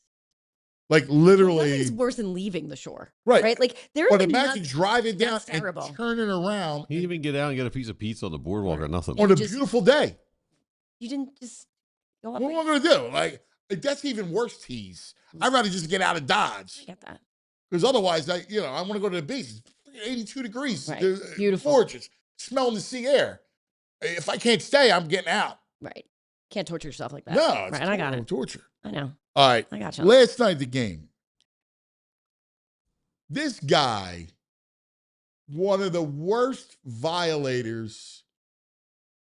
Take a look at the guy with the Halliday jersey and take a look at the guy with the Cooper DeJean jersey. All right? Mm-hmm. So this is what happened last night. 3 jersey. So man in front with the hat. His hat caught the ball. Then he got it like it's my ball. Oh, we're good. Nope, Roy Halladay. His girlfriend's jumping up and down. We got a pumped. ball. This is great. He just takes the ball. What? It hit my hat, bro. Okay, I guess. And then here he is. Oh, he, Oh, Now, where's this his kid, girlfriend? She's he got makes her a good hands on catch me, on the like, first no, not one. again. Yeah. gosh. He gets Right a through second there. We're opportunity, leaving with and he nothing. flubs it. Eagles 33 jersey. Look at the first one. Yeah. So This is man my in sack. front Nice with the sack. hat. Boom. His Got hat it. caught the Right, ball. Then that's he got his it like it's my ball. ball. Yeah. Oh, we're good. But this Nope, Roy oaf Halladay. comes over. Dude's pants Pants are are half falling His out. girlfriend's Why are jumping his up and pants down. falling We got down like balls. that? Yes. Great. Right. He's like, it's my hat, bro. What? My hat It hit my caught it. hat, bro. It wasn't for my Okay, hat. I guess. He said, my It hat. wasn't And then for here my he hat. is. Oh, he, It's like, first of all, you're using your hat. Where's his Weak. girlfriend? she's Oh, she's Second got of her all- hands on her knees like, no, My not hands. again. Jarek and My those guys. hands. really- there. We're leaving. That guy's sitting across the aisle, the Holiday guy. He's not even He's right on ran the over? aisle seat. He came into the section, put his hat up, flubbed the catch. The hat flips, the ball pops out of his hat. The kid didn't catch his hat. No, The ball he caught popped the out ball. of his hat. The kid caught it. It made Nice catch. catch. Yeah. Nice hands-eye Cooper coordination. DeJean, the Cooper DeJean guy should have kept the first ball. Yes. Yes. But he got bullied by this dude with the Holiday jersey. He Yes. doesn't have his pants pulled up. Yes. I don't understand how people act like. First of all, could you imagine if the guy, the guy grabs the ball out of his hand, that guy catches a right hook as he's grabbing it, ba boom. Well, he ain't going to grab it out of your hands. That was a smaller guy he's grabbing the ball. And I think that he probably, the guy looks surprised, like genuinely surprised that Yeah. this was happening. Like, This guy's a little aggro coming at him. for right, this like ball he just exactly. caught. It's why. So, like, when did adults get so into catching like don't know. foul balls and home run It's for balls? kids. It's correct. Kids. Right. The answer to that is you catch that and then you find a child and say, here. Yes. Like, That's the whole point of it. correct. I don't understand these people. What the Phillies Karen last year? Remember her? That's the first thing that popped into my head. And that guy wearing a Halliday jersey, like that, Roy Halladay would be so Yeah. angry about. Right. God rest his soul. Halliday would not have. Yes. That's not. And by the way, VG's right. You can't catch it with your hat. No. What kind grown of man. guy catches a ball, home run ball with your hat? Right. You don't catch it with your There's a hat. lot That's a of decision. problems. He sees it coming. He's made a And he decision. takes the hat I'm going to off. catch it with my hat. Yeah. Like it's a fishing net. Right. Like that's weird. By that alone, you don't deserve the ball. Correct. Right. And then I would find that guy guilty. Nice catch by Cooper. Yes. Oh, it was a great Had a reaction. nice He catch. got a nice catch. Now he flubbed the second one. Yeah.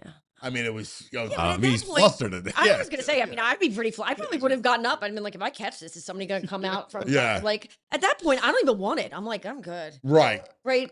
Like I get it. Like I would be flustered too.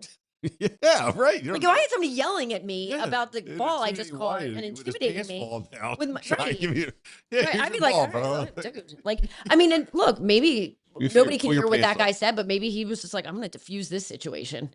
Like, but still, Seemed like a nice guy. Like he seemed like a nice, right? Yeah, he don't want no trouble. He's just having fun at the ballpark. And he basically, the guy took it out of his hands. Like, that's balls. You see the way he's talking to him. It's Yeah. in an aggressive way, in an Yeah. aggressive manner. It's like, come on. Like, why? And again, these are grown men. Yes. And it's not like there's no gold chip on this ball. When you get it, Right. it just looks like a ball you can buy at the Great Dick's Right. store. It's just dirty and like beat Yeah, up. right. Hopefully. It's got some schluck. Yeah, I mean, I get Nah, you like, got the commissioner on it. It's cool. does, it's Like, fine. it is yeah, what it but- is. yeah. It's for a child, though. Sure. Like, That's what I'm that's the saying. Why would a point. grown man want this? It's like you're under 18. Like, if you're under 18, it means something. I might even put you Really? at 16. Yeah, under 16. Like, if You that, can like, drive. yeah. I mean, like, you know, I you're think that's fair. I mean, I think there's like, I mean, whatever. it You're in high school or below. yeah, I think, Preferably You can rent. grade You school, can but- rent a car. Definitely out. out. Yeah, Right. right. That's, I mean, look, I still remember being a little girl and Barry Bonds threw me a ball in left field after he was playing catch at the vet. I mean, that's like a great, Yes. he was a Pirate at that Yeah. point. He was still in the Pirates. And like, I still have that. Look at that. I mean, I was probably 9, I was maybe like 11, like right in the Sweet spot. sweet Right, spot. yes. Like 10, 11. I was like, I fell in love with baseball. Yeah. You know, I was with my dad. Like we were watching, like, I just remember it vividly. Yes. But like, that's where it's like, okay, that's cool. I can't Yeah. imagine that, like, if a grown man came over to me and like, was like, that's my ball. Give it to me. Like, you know, like that would have been so jarring. And so, Yeah. right. No, it's funny because I was looking around, I'm like, is he doing this? Like, he's got to have a kid with him, right? Like, Yeah. Like, listen, like, I mean, hopefully he's got a kid, but even so, Still, it matters. that's first of all, the way it's you not, do it. it's not, it's the other guy's ball. Yes. Those are the rules. Yes. those are the rules. But there was no kid. No. There was no kid around. Right. Not Like, so that I what's he can see. doing with that? I mean, I was in Toronto. Ty Wigington? Was that the guy we had here for a second? Yeah. Hot minute. So yeah, he came off. He threw the ball to me because I was like 6th row, and I was the only Philly fan there. But I was like 40. There was I wasn't giving it to a Toronto fan, and there were no other Philly fans, so I took it home. But I don't even know where it is. Like, it's just a baseball. If I was 11, it'd be a whole different experience. It's Yeah. totally Right, great. right. It's a You're great- 11. 11. It's a very memorable I can experience. appreciate, like, Yes. a ball. Listen, I love that stuff. Like, you know, I got tons and tons of balls and all over the place, Memorable. right? Yeah. Yeah, I love that. But I love it. I appreciate it. In your case, whatever. I get you. I get what you did. Yeah. You're a grown man, to your point. You can't go start some World War III over a baseball. Right. Not in the section You 104. You don't know these. No, not in front of the Yeah. flower beds, friends. Like, Yeah. come on. You don't know these days. I mean, that guy's smaller, but he could be like a 3-time black belt MMA guy at this point. Like, you're gonna risk at this day and age. You can't risk anything. Just a pop in the face and a broken jaw trying to get this ball or whatever. Come on. Well, and you know, it's amazing how people speak to each other. Like that Karen, that Phillies Karen. Oh. Yeah. Like, she was probably the worst fan ever. Could you Yes. look that up, Jules? Because if I It was so. even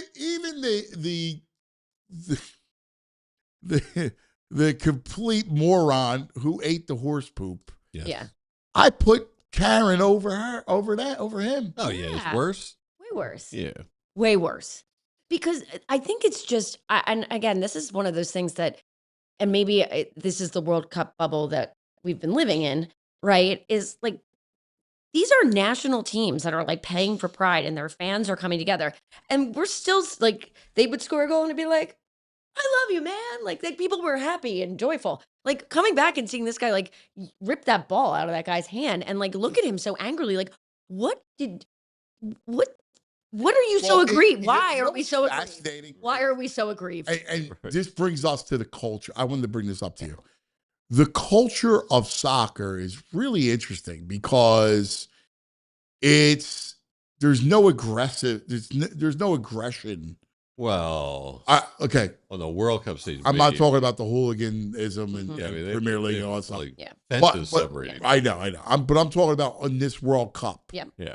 Like, and what we saw about Boston and the Scots and the whole thing, it was, and I guess there was a big movement because of the hooliganism that took place. You know, there was that great movie, Green Street Hooligans, about the soccer, all that stuff.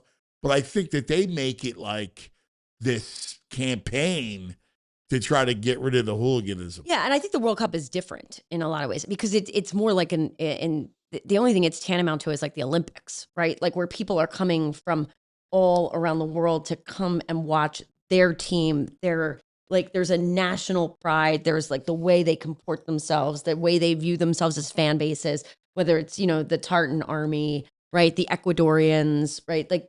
Like we saw the Curaçaoans on their school bus, come in. Like there's there's this national pride that underscores that, which I think in some respects brings that hooliganism down that might come out in more of the Premier League, Bundesliga, like the even that Champions League, like Champions League, like those cities have those rivals. It's more like that feels more like Eagles Dallas, right? Like you know what I mean? Like you get that level of. We don't have that kind of rival. We see the same team twice a year. Twice a year.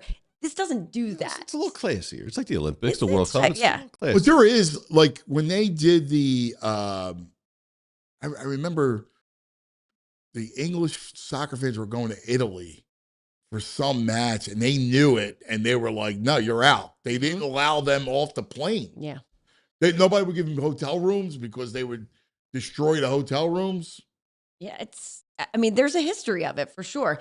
They definitely have work to move away from that. That's what it felt like through the whole campaign. Yeah. Here's Karen. You remember this little gem? Viral for berating this man for grabbing a home run ball and giving it to his son.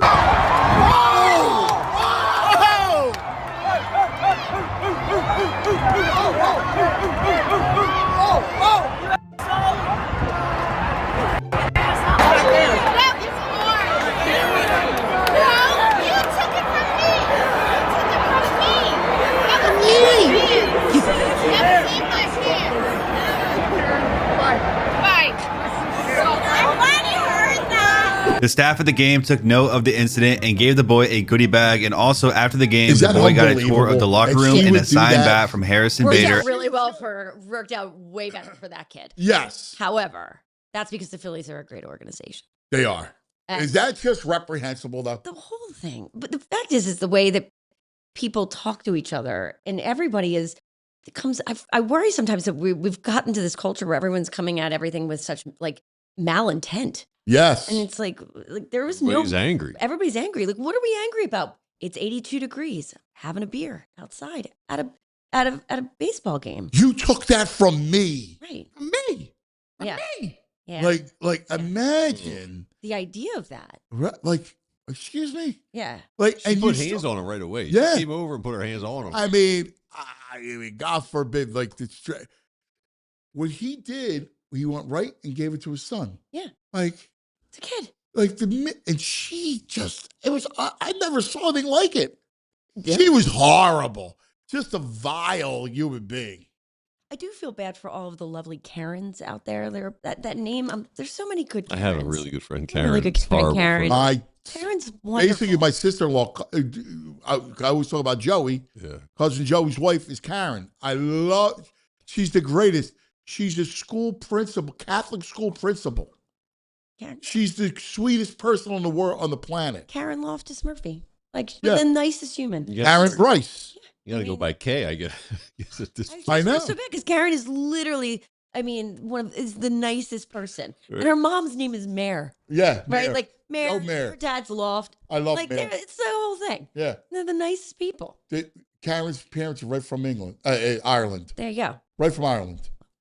And she's sweet, like, the whole thing. And I feel bad. Like, all this there. I know. It got a bad name. I know. It got a bad rap. Yeah. Bad rap. We gotta protect And the male version never caught on. What was the male? Kevin. Oh, no. Was it Kevin? Really? Yeah. Oh, all right. Why? I don't know. That they did a K, I guess, with a K. They went Kevin. But that doesn't even like you're a Kevin. Yeah. I don't know. That doesn't feel right. Yeah, I never even And heard that's that. why it didn't catch on. Didn't catch it right. It clearly didn't catch on because everyone's like, no. You're a Karen. Yeah. Did you start that? The Kevin? The Kevin Kevin? thing? Did you just did That's you not just me. invent that? Yeah. Like you're like, yeah, there's a male Didn't version of catch that. on. I was like, Didn't didn't catch catch on. on. Yeah, This well, is who the said first, it? this No, is I the don't know. first It was time Kevin. I've used it. My wife told me. I don't know. What do I don't know these things. I don't know. I was like, First of all, I detest pop culture and all this stuff. Like anything that goes on, I detest it. TM says he thought it was Chad. that I've heard. I've heard Chad. Chad? I never heard Chad. Yeah. I don't like Chad. So Some good Chads though. Paulie C says the victim in the Coop jersey called into sports radio this morning and said the bully stole the ball. Who stole the ball did have a kid with him and gave it to him. But still a violation. It's not your ball. It's not your ball to give. In the section over. Well, that solves it up a little bit. But, No, it doesn't. but here's the thing. He's in the wrong. Yes.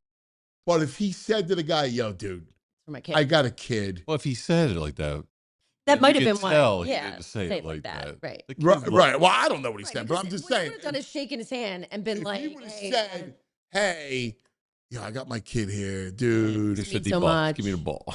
Right. right, buy a beer. Right. Yeah, right. Right, exactly. That's how you do it. Not, you don't just, take No, from the not guy. intimidate the kid and take Yeah. it. Right. All right, we're going to And take. say, it was in my hat. No, it wasn't in your hat. And It violation. was in your hat, but you dropped it. But by the way, you shouldn't catch the ball with a hat. Right. There's I don't understand that. As we started at the beginning, there were a lot of things wrong in this. There were a lot of mistakes made.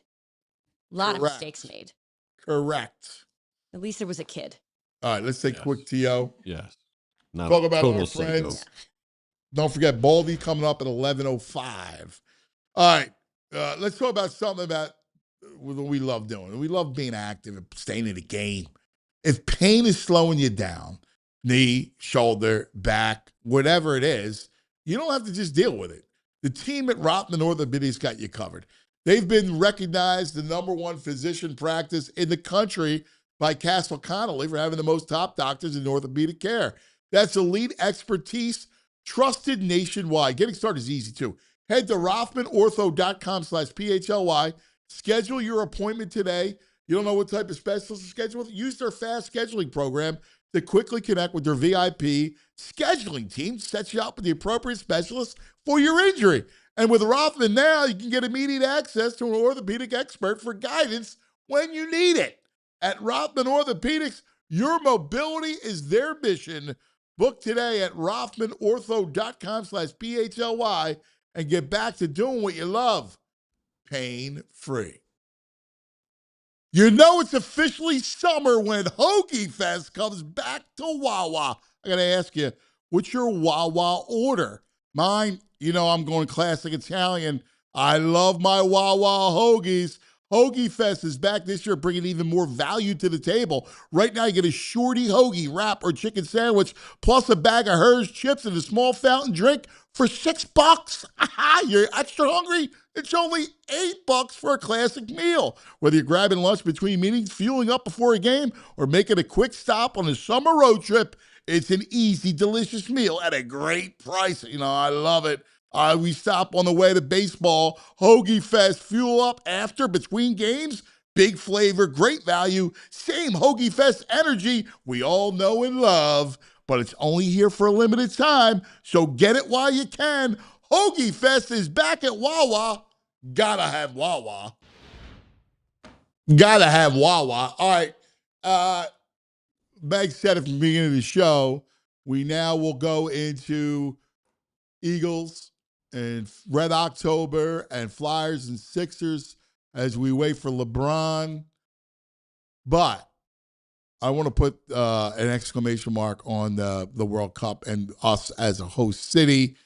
And Meg achieved some amazing greatness. Community, what you and your team did was absolutely special. And by the way, it generated a lot of revenue for the city. Yeah, I mean, we're still obviously going through a lot of that right now. Obviously we saw a lot of activity in the city, a lot of tourists, a lot of residents. Right now we're in the process of finalizing a lot of numbers, talking about economic impact, looking at it larger. So no specifics as of yet, but I mean, we're seeing, that there's a lot of projections that are starting to come out. Bank of America's CEO was out earlier talking about, what the overall tournament did. Looks like somewhere in the vicinity of maybe $20 billion in economic impact, where cities like Kansas, but noting That's Kansas City, unbelievable. right? Noting that Kansas City and Philadelphia really, rose to the occasion. I think that, having a max capacity crowd at Lemon Hill for the final is an amazing feat. I would also say, the city of Philadelphia and its operations team, special events, Giselle Jones, Bob Allen, Natalie Ferengeli, Dominic Morales and OEM, they're the group, the entire team at Parks and Rec, who were part of that. Like, we went through, when you think about a 39-day festival, it sounds crazy. Yeah. Right? We know it sounds crazy, but it worked. And we worked through heat and it worked through storms. And, at one point, Lauren Lambrugo looked and said, like, is the locust coming? Like, right? Yeah. Like, it was like, what? Smoke? Yeah. All the things that, Smoke. right? Like, Fires. wildfires in Canada. Things were not on the bingo Oh, card. the winds are blowing east. Right. And then all of a sudden it was like, there's a major fire in Derby. And we're Yeah. like, blow the wind the other way. But it was really just a spectacular showing of, for the city. And I think, we often talked about, like, what is the legacy and what is the hope is that, this is the beginning of what are the next big things, that we're not waiting another 50 years for a milestone year to have this kind of activity in Philadelphia between PGA, World Cup, All-Star, right? We should be thinking about how, we have a great Xfinity Mobile Arena is beautiful, right? A great space, like, and potentially a new arena coming online in 2030.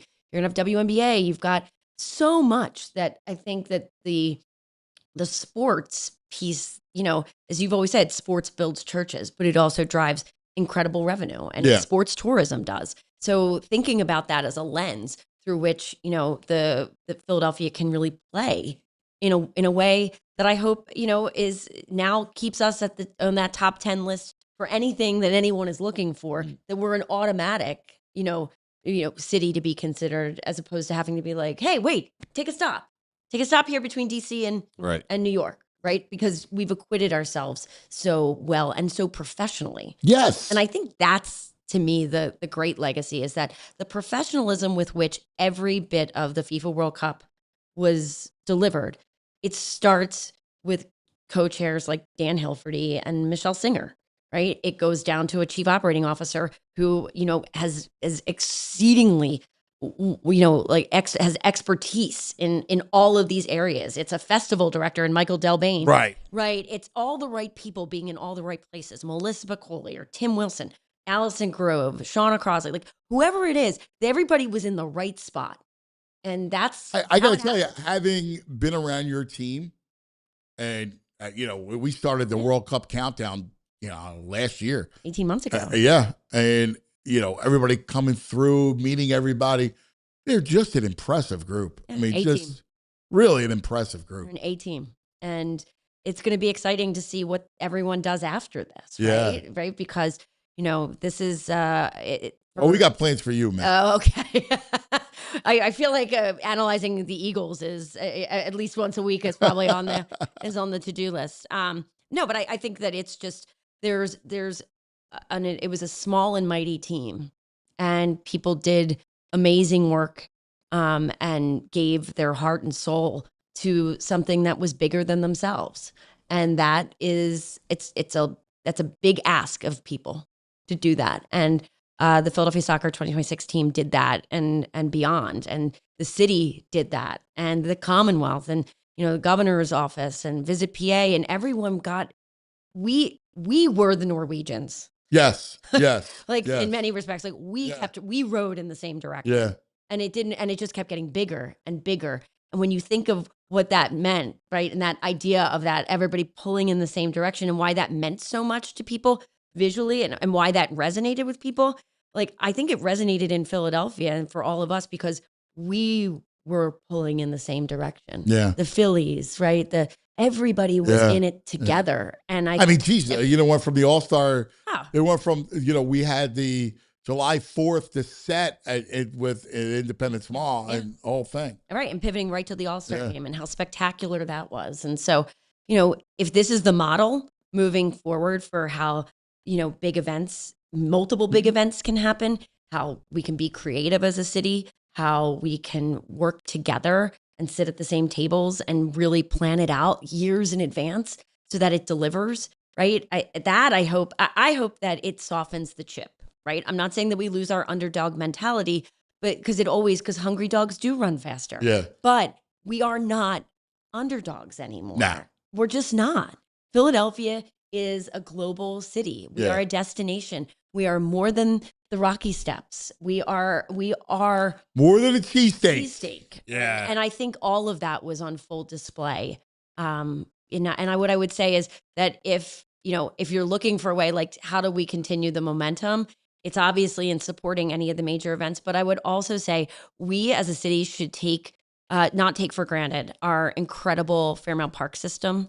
That the Lemon Hill is a place that no one knew about. Jules lives right there. Jules lives right there. It was no awesome. one knew, and no one knew before this, and I think no one will soon forget. And we have parks all across the city that are in need of support and beautification and all the things that make cities great and bring community together. And so I think that is one of the things that I hope, as all of the big things around events and tourism and revenue, but I also think that, the side part is I hope that it helps people get together. I know that I'll be volunteering for Fairmount Park Conservancy and ongoing, because you really do make that difference. You feel like you're doing something for the city. That's beautiful. Give me your favorite few moments. We can look back and put it to bed, but give us a few moments that you loved. Favorite moments. Oh, this is it's so hard. There are so many. I think the Croatian march with the wedding couple will always stand out. The couple that was awesome. That was awesome. They're watching their bride, all of a sudden realizing that we had surrounded a wedding party that was, taking pictures across from trying to get to the crystal tea room for the reception. And before they got there, it was like, your wedding is viral. I mean, and I think I shared with you that the Croatian Tourism Board outreach, and I believe is getting them a vacation of. I love that. That is so cool. So I mean, I think that's a great memory. I think to me, it is the big and the small moments. Like, I knew this was going to be different and special on the day of our first match, when I saw an elderly gentleman coming out of the Cathedral Basilica and stopping to help an Ecuadorian fan take a photograph in front of the Amor statue. Right. And they didn't speak the language. Right. And like, he was just leaving mass. And I thought, for me, for the last big event I worked on, being the papal visit, like, this was very much my worlds colliding. Yes. Right. Like, and so, like, there's small moments like that, but then the outpouring of the Ecuadorian fans at the steps was so overwhelming and so surprising. Like, you knew fans would come. You didn't know until you knew. And I think that's when the goosebumps hit, right? When it was like, oh, this is going to work. And then I think the other major moment was June 19th, when we hosted Brazil-Haiti at night. And the Brazilians had taken over stateside. That was and we had unbelievable, 55,000 people go through Lemon Hill that day with the U.S. men's national team game, then Brazil-Haiti. Like, that's just a magic. That's just magic. I still feel bad. Like, the national team it was so much fun, and it just ended. If they could have just had one more. Yeah. And there's a lot to get into about that. And I think, unfortunately, like, it's a true vibe change when, the Baldinger situation happens. But at the end of the day, it's about what U.S. Soccer does moving forward and what changes they may make or what they're going to do. But there will never be another opportunity like this for the sport. Home in Seattle, my God. And they may get one sooner rather than later. There's a lot of push about 2038, 2042, which is incredible when you think about it. It was a 94 to now. Yes. Right? Like, I mean, that's a huge swath of time to not host. So to think that you could be looking, in the next 12 to 15 years, that means kids that watched it and fell in love, are not going to have to wait until their 40s. Yeah. Right? Yeah. That's a huge deal. So we'll have to see what happens. I do think, there is an expectation to be better. And I'm sure, look, Sullivan's like Caven's like, is incredible. Right. So that's great. But, we're still not growing up with a soccer ball at our feet. Like, there's still baseball and football and basketball. And these kids that grow up in Spain, like they're kicking a soccer ball all day, every day. You're playing, right. But you're learning a lot. You're playing baseball. You're playing football. You're right. We certainly have a diversity of sport. And I think you're going to get you'll see the spike because there's going to be more kids that fell in love and want to be, Holland. Yeah. Right. Like there's going to be Mbappe. Yeah. There's kids that are going to see that and be like, that's where I want to go. And the key is not pricing out kids. Yeah. Right. It's it's expensive. And I don't know why it's expensive. Hockey, I get. Yeah, right. Hockey is because of the ice. And a ball and shin pads and cleats. Mm-hmm. Right. Like a rink. Yeah. Like rink time is expensive. Yeah. Like I get that. But soccer should not be expensive. It should not be as cost prohibitive as it is for the best kids No. to be able to play.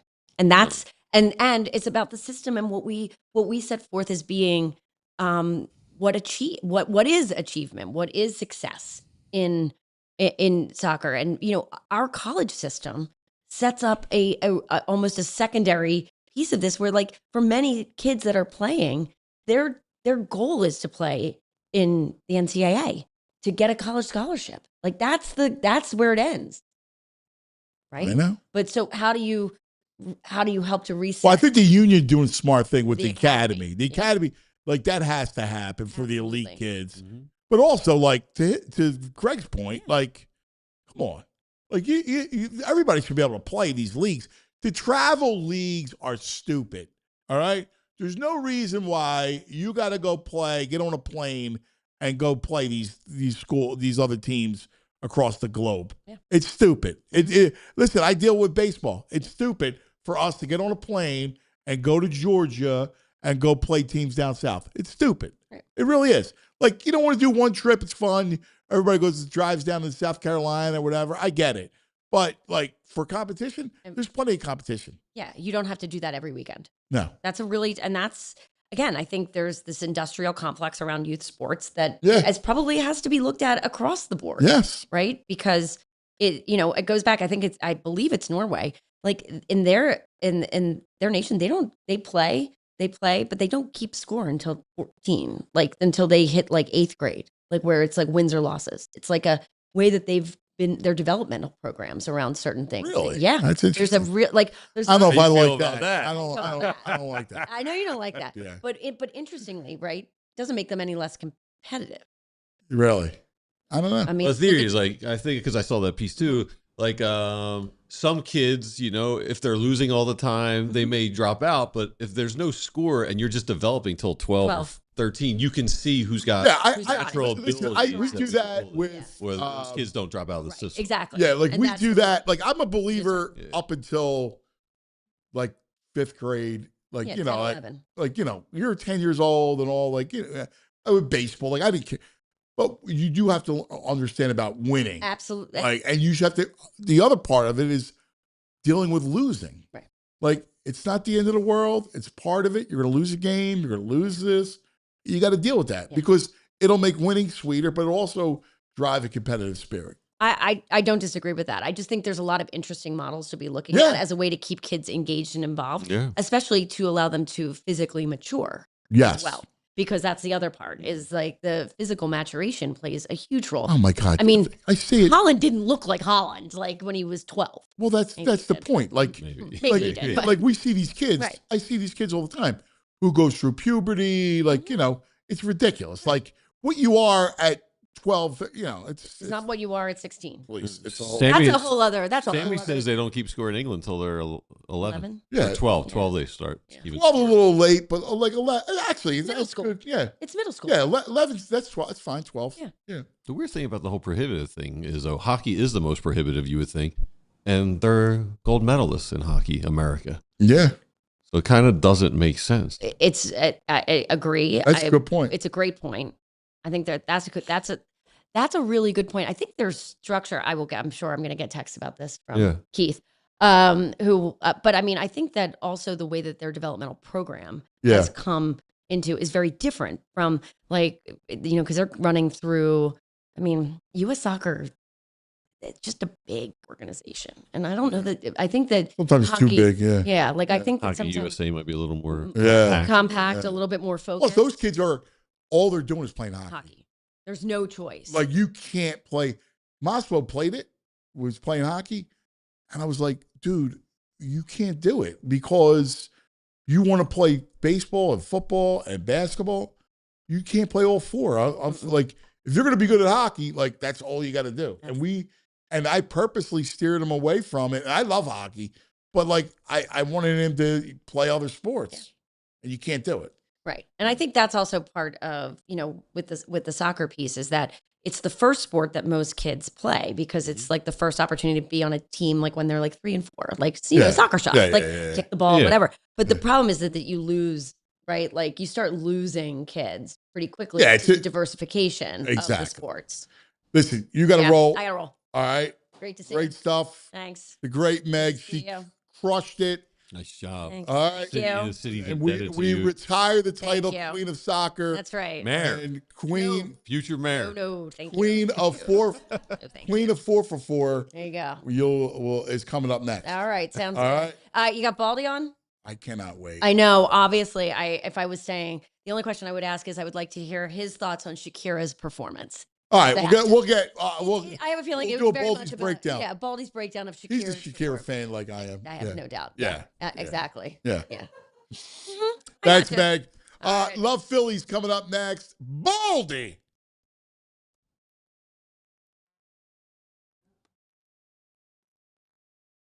Oh, the spinning ball. That's what happens in the digital world. USA Hockey started their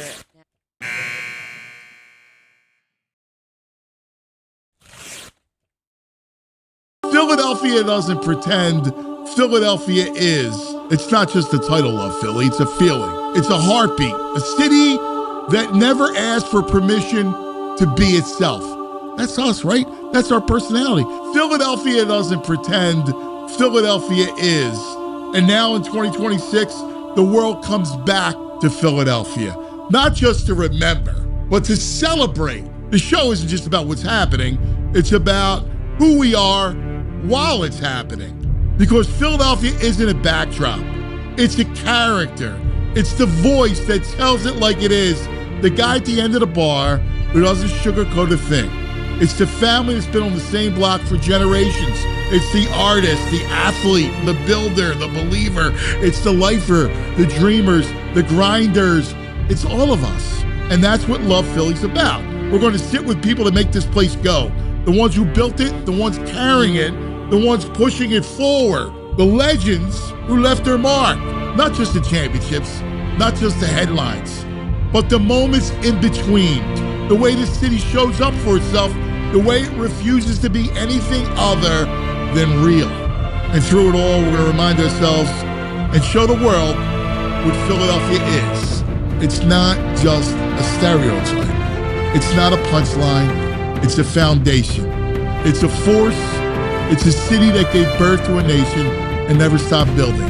So as the country turns 250 and the spotlight finds Philadelphia again, this is our moment to tell the story the right way. Not polished, not filtered, real, authentic, proud. Because this city just doesn't rise to the occasion. It defines it. This is Love Philly.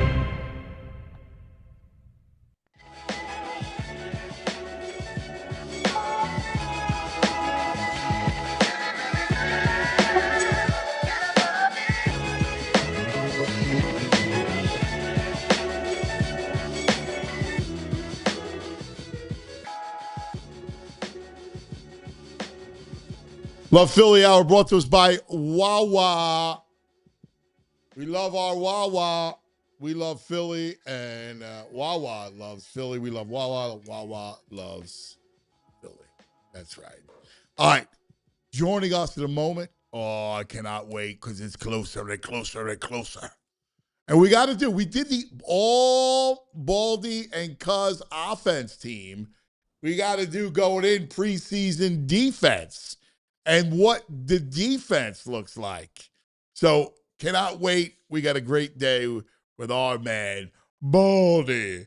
But first, let's talk about our friends. Let's talk about the BetPark Sportsbook online casino app. Phillies Dodgers game 2 tonight. Phillies slight favor. What'd you say? 130? Minus 136. 136. Up to minus 141 now. All right, went up. All right, here you go. Take the Phils and Wheeler for a little strikeout parlay. How do you think about that? You like that, Mr. Parlay? You're Yeah, a I parlay think guy. he gets a 6.5. Right. I don't love laying the juice, but I think he gets there. All right, there it is. BetParks have everything, right? Make your downtime fun time. BetParks.com has all the details. You get 500 spins if you're a new customer on the game. Goal, collect them, as well as $500 casino bonus back if you're down the first 24 hours. BetParks.com is the details. Got to be 21 in PA, New Jersey, Michigan, Maryland. If you have a gambling problem, please call 1-800-GAMBLER. Now let's talk about Xfinity and the Xfinity 5-year price guarantee. What if I can tell you? You can have intelligent Wi-Fi that keeps everything in your house moving, running, working, right? And you keep the same price for 5 whole years. That's the Xfinity 5-year price guarantee. We're talking super intelligent Wi-Fi with a sixth sense that finds and fixes problems before you even notice them. Wi-Fi that works with everyone online at the same time, like at my house, right? The video game's going, both boys are playing it. My wife's doing her thing. I'm watching the game, but the Wi-Fi's there. You get Xfinity's best equipment included. There are no added fees, right? It's just the 5-year price guarantee. Learn more at Xfinity.com. Xfinity. Imagine that. Select plans only. Restrictions apply. All right. We got our man. Oh, yeah, baby. Let's go. Baldy doesn't need ChatGPT to get people fired up. Let's talk about it. Let's talk with him.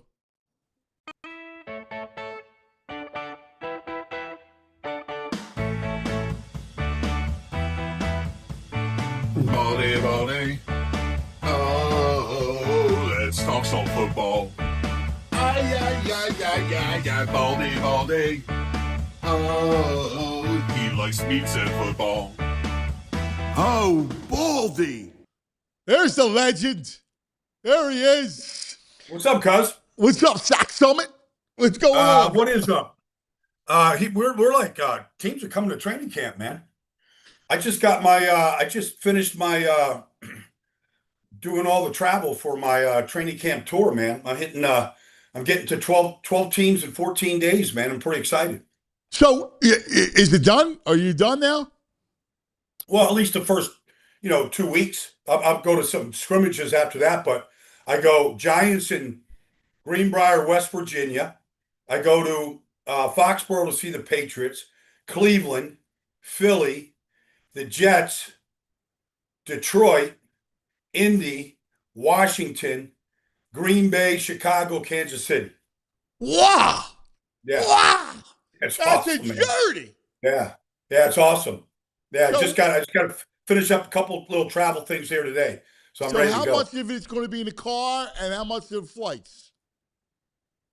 Like from the Eagles to the Jets will be in a car. Everything else is pretty much, I'll probably go Green Bay to Chicago in a car. But for the most part, it's going to be flights in between. Like, Okay. to get from Greenbrier, West Virginia through Charlotte to get to Boston, you got to fly. Yeah.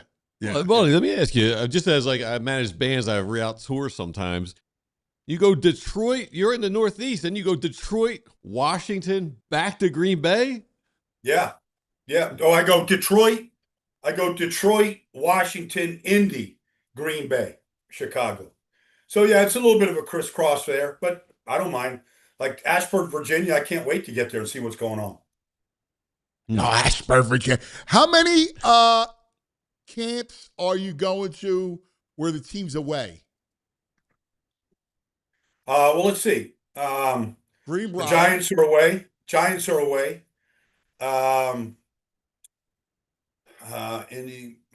Kansas City is away. Giants, KC. Is Ashburn? Well, that's their headquarters, right? That's their practice facility. They're at their practice facility. I think maybe. How about the Lions?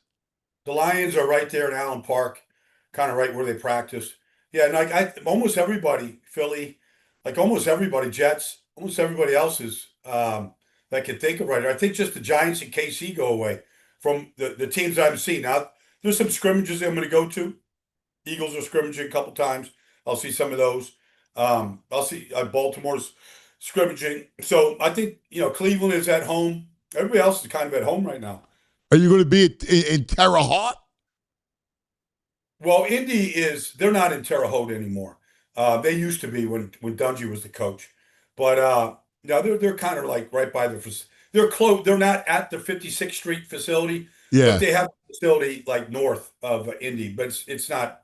They'll be home for the most part. I used to like going to Terre Haute. I used to like going there. Like these, what's nuts is I knew every town where those where they would practice. Mankato, right? Minnesota, Mankato. Yes. Like I'd go through the same thing with you. Yes. San Angelo, Texas for the Houston Oilers. Blackville, Wisconsin for the Bears. Blackville, Wisconsin. They had the Cheese League for a while. Yeah. I wanted to see. Lacrosse. The Saints were in Lacrosse, if I remember correctly. The Chiefs were in River Falls, Wisconsin. River Falls, yes. River Falls, It was a dynamite town, by the way, River Falls. It was good. It was like a cool little town. It reminded me like of a Louisiana kind of feel to it. It was interesting. I remember I went there one time, and Herm Edwards was the head coach of the Chiefs. So I'm going to the camp with Kurt Menefee. Me and Kurt are going. We're making our little tour, right? So I call Herm and I go, look, we kind of like want to visit with you before we come there, because we were doing a big show there. We had cameras and we were going to film these some of these drills they were doing and some of the periods that they had going on. So I go, when's a good time to meet you, Herm? He goes, I'll be on the treadmill at 4:30. So I got to meet him. They've got a makeshift workout facility with weights. I'm there on the treadmill with Herm at 4:30 in the morning. Yeah, going through the day. Like I think practice starts at 8:30 or 9. I was like, all right, Herm, 4:30, good. That guy didn't sleep, man. That guy was like, he just went like that all day. I love that stuff, man. I'm with you. Like, I'm down. Like, let's go. I'm, all day.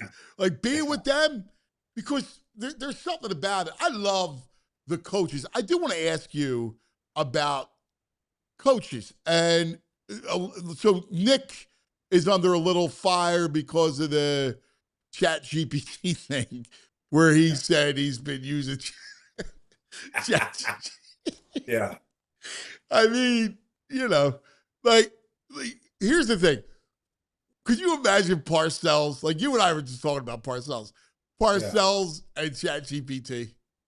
No, they wouldn't go together. They just wouldn't. But, like, I don't know the whole backstory here.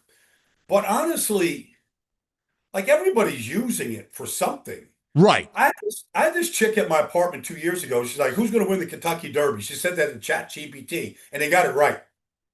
Like, she put their money on the chat. They got the horse right.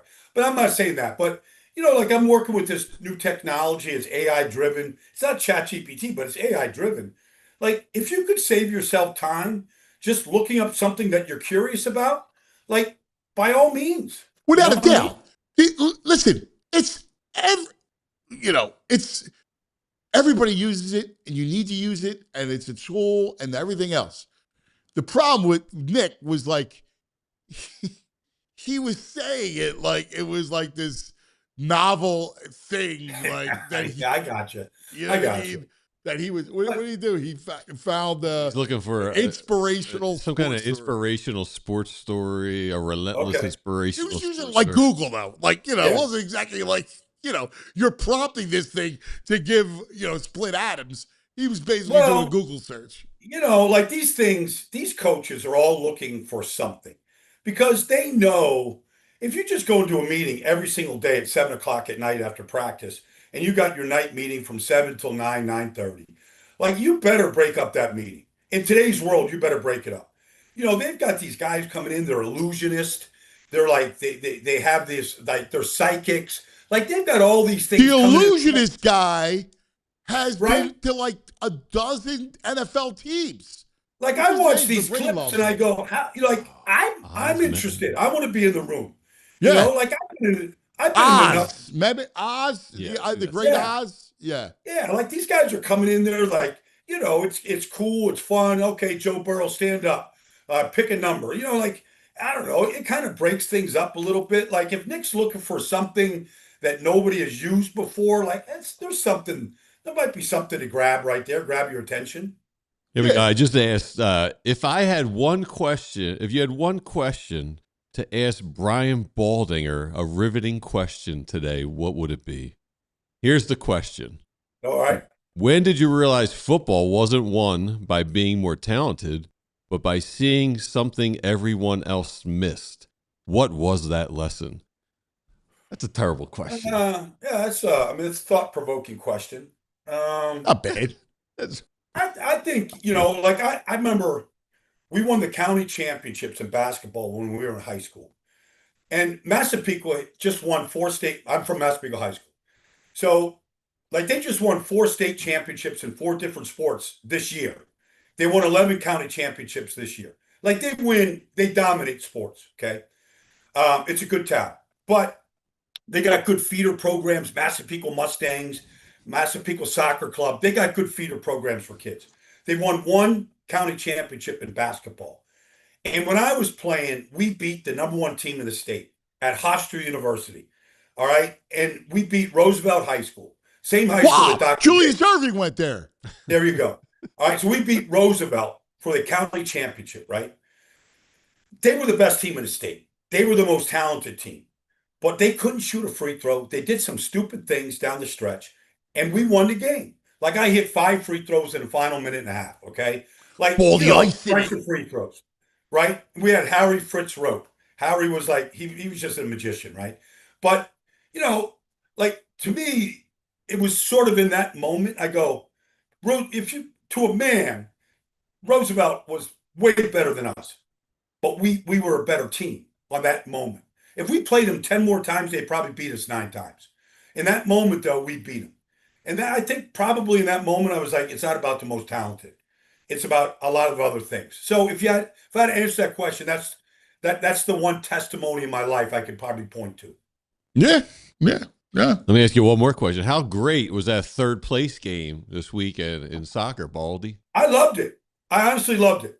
I watched it. I thought it was great. Like obviously they weren't tackling, they weren't knocking everybody down. It was a lot more relaxed, but the goals were crazy. Awesome. And, to have France down 4-0 and come like marching back to 4-3 in the first couple of minutes, second half, I'm like everybody was on their feet. I thought it was cool. Yeah. I'm anti-3rd place game. Nobody cares. Nobody cares except if you watch those 2 hours, you're like, oh, this is a different brand. Right. It was soccer. the circle. Well, I can't say that. It was It was wildly entertaining. It was entertaining. Like, do I care about? it was what it was. Like, No, look, I'm not waffling here. You're asking me, how good was it? It was entertaining. Yeah. It was entertaining, especially if you watch the finals and it's 0-0 in the 105th minute. Well, that's just the game. Like the game itself is not entertaining. Like it's not football. Well, it could be if they changed the way they play. Well, if they did, but you're asking like, they've been playing that way forever. Like they're not going to listen to a bunch of Americans go like, look, we should play 5-3. I know scoring. Like, we're Americans. We use our hands. Right. We use our hands in everything we do. Like, why would you take okay, if you want to play a sport with no hands, all right. So I do appreciate like watching Messi dribble through players. Oh yeah, like, it's ridiculous. Watching these headers. These guys like bounce the ball off their head to put it. It's an amazing sport. Like Yamal. I'm attracted to the precision. Yes. To watch Lamine Yamal just like do like magical stuff that How about the long pass? It's like him going deep, and he catches it with his feet in stride. Like that was amazing. there's skills to the game that I really appreciate. Yeah. Like, do I like a 6-4 game better than a 0-0 game? Yeah, I do. Like because there's scores and momentum shifts and all this stuff.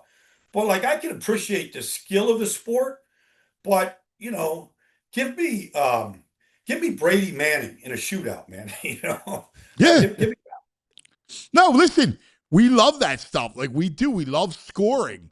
Like there was the one game. What game was it? Rams Seattle or what? I don't know. One of them Rams, games. Seattle. It was outrageous. Like they're just going back and forth and boom, boom, boom, boom, boom.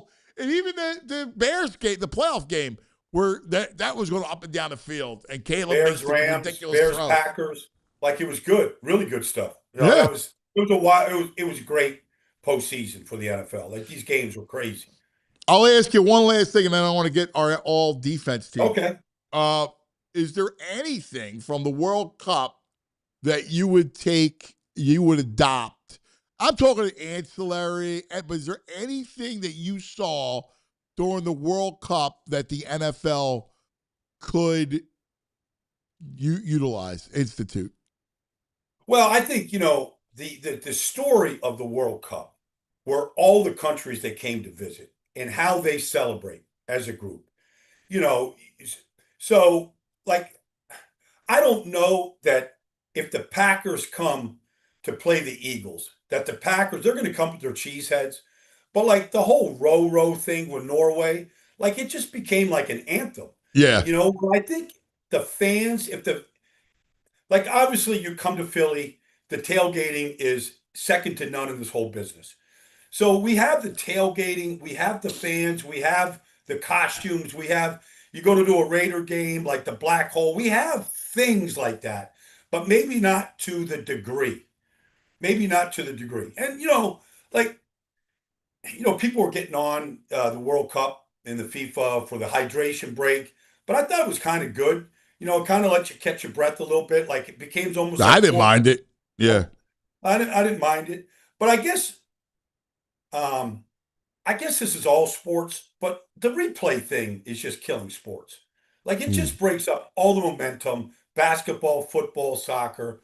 Like I know you got to get the everything right, but the replay thing is, I don't know. Like I'm not like it. Yeah, exactly. Yeah, I don't know. The word, I don't understand their replay system because like the play keeps going on, and they review stuff that happened 5 minutes ago. Like I don't understand it. Yeah, the clock thing, is just a mystery to me. Yeah.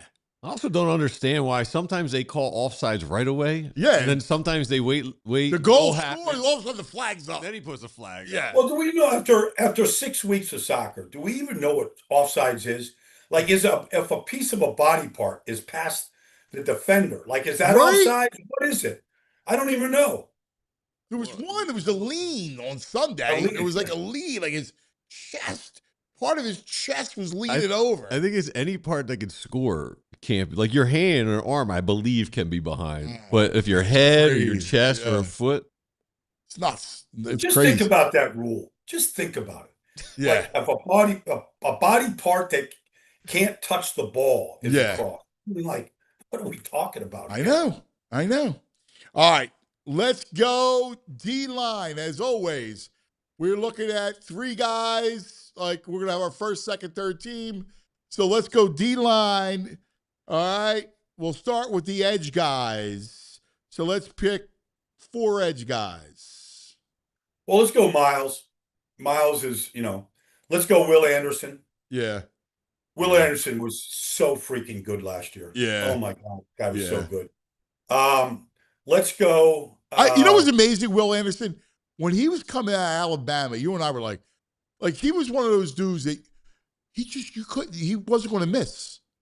He was unblockable in college. Like, how many guys get recruited by Nick Saban? They're 18 years old. They're coming. He's a Georgia kid. He comes out of high school. He starts day one for Nick Saban's defense. Day one.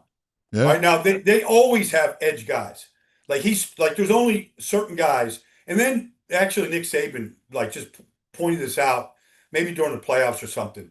You look at Will Anderson, like when he came to Alabama, and you look at Will Anderson now, you you see the boy, like this 18-year-old kid, and now you look at this man, how chiseled, thick, strong, like he's incredible right now. Now, so I would say Myles and Will Anderson right off the bat. Now there's other guys, okay? Nick Bonito had a great year last year. He might have the best takeoff in football. Micah Parsons is the best football player, defensive player in this whole league, right? Now he gets hurt in their 12th or 13th game. They're 9-2-1 against Denver when Green Bay. Like, do I put Micah on the list because he's just that dominant, but he misses the last 4 or 5 games in the playoffs? But I feel like you got to put him on. You have to put him on. Now, there's other guys. I mean, Brian Burns had a great year. Max Crosby is Max. There's other guys. Josh Hines Allen is a great player. There's other guys, but I feel like, what Myles, Will Anderson, Micah, and you could probably go either Bonito or Burns and Max. Like, I think you got it covered. Yeah, I agree. All right, tackles. Let's go inside. All right, let's go. You got to put Carter. No, you don't. You don't have to. You're not going to start there. You're not after the year he had last year. But because Jeffrey Simmons is a better player. Jeffrey Simmons is a far more dominant player and has been. Yeah, he's the most dominant interior defensive lineman. I agree. I'm just throwing out. No. I'm not dismissing him, and I don't want to dismiss you like that. But but Leo, Big Cat. Yeah. In Seattle. Yeah. Had a dominant year. He keeps getting better. Better with age. He had a great year. And one of the reasons why Seattle was the best defense football is because of what he did on the interior. Inside. So I go Leo. I'll go Simmons. Derek Brown was dominant in Carolina. Just physically dominant. And they were a very good team and a playoff team and took the Rams to the brink. So I feel like those three, and if you want to put Jalen in there, he belongs in there physically. He did not have a great year last year. How much do you think was the shoulders? I think a lot of it was. And that's why I kind of give him a curve on that. Now, you're right. Like, he's got to come back with a big year. But, he had surgery on both of the shoulders. Okay, so I don't know. Like, some of the surgery is, when somebody says they have surgery, without knowing anything, is it just cleaning it out?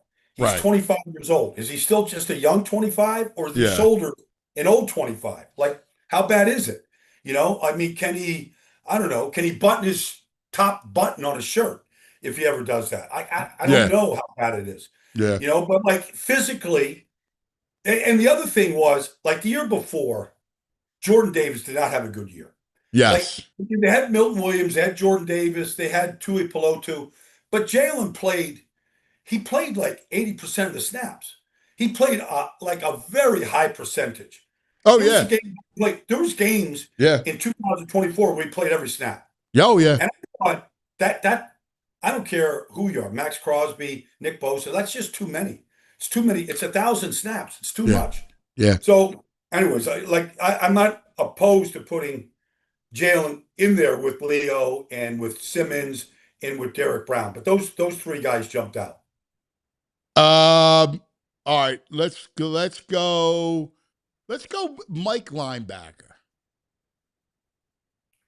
Well, I mean, Fred Warner never missed a game of football, high school, college, and pro until last year when he broke his ankle. Dude, I still feel bad for him. That team got decimated, man. Yeah, it did. And they still won 12 games. Yeah. But anyways, Fred Warner he just fills up the stat machine. He is an unbelievable guy. He is everybody, he's got Mexican heritage. He was cheering on Mexico, him and his wife, during the World Cup. He was all over it. That dude is he's just a special person. Just the attitude, the energy level, how he sees the game. He fills up the stat sheet. Fred Warner is just, he's the benchmark for Mike linebackers in his business right now. Yeah, I mean, he's amazing. Roquan, I didn't think he had a great year last year. He gets too heavy sometimes. sometimes he fights that battle. He's a good player. I didn't think he was great last year. I thought he was great the year before. I thought Foye Oluokwan was better last year in Jacksonville. I thought Edgerrin Cooper in Green Bay was better last year. Cooper had a great year. Cooper's a good player. Cooper had a great year. The only thing about, if you think about Roquan, the guys up front did not play well last year. No, they did. They had a lot of injuries last year. So they're byproducts of all that kind of stuff. Like I think, the Zaire Franklin, he's a Philadelphia kid. Mm-hmm. Zaire, now he's in Green Bay now, next to Edgerrin Cooper.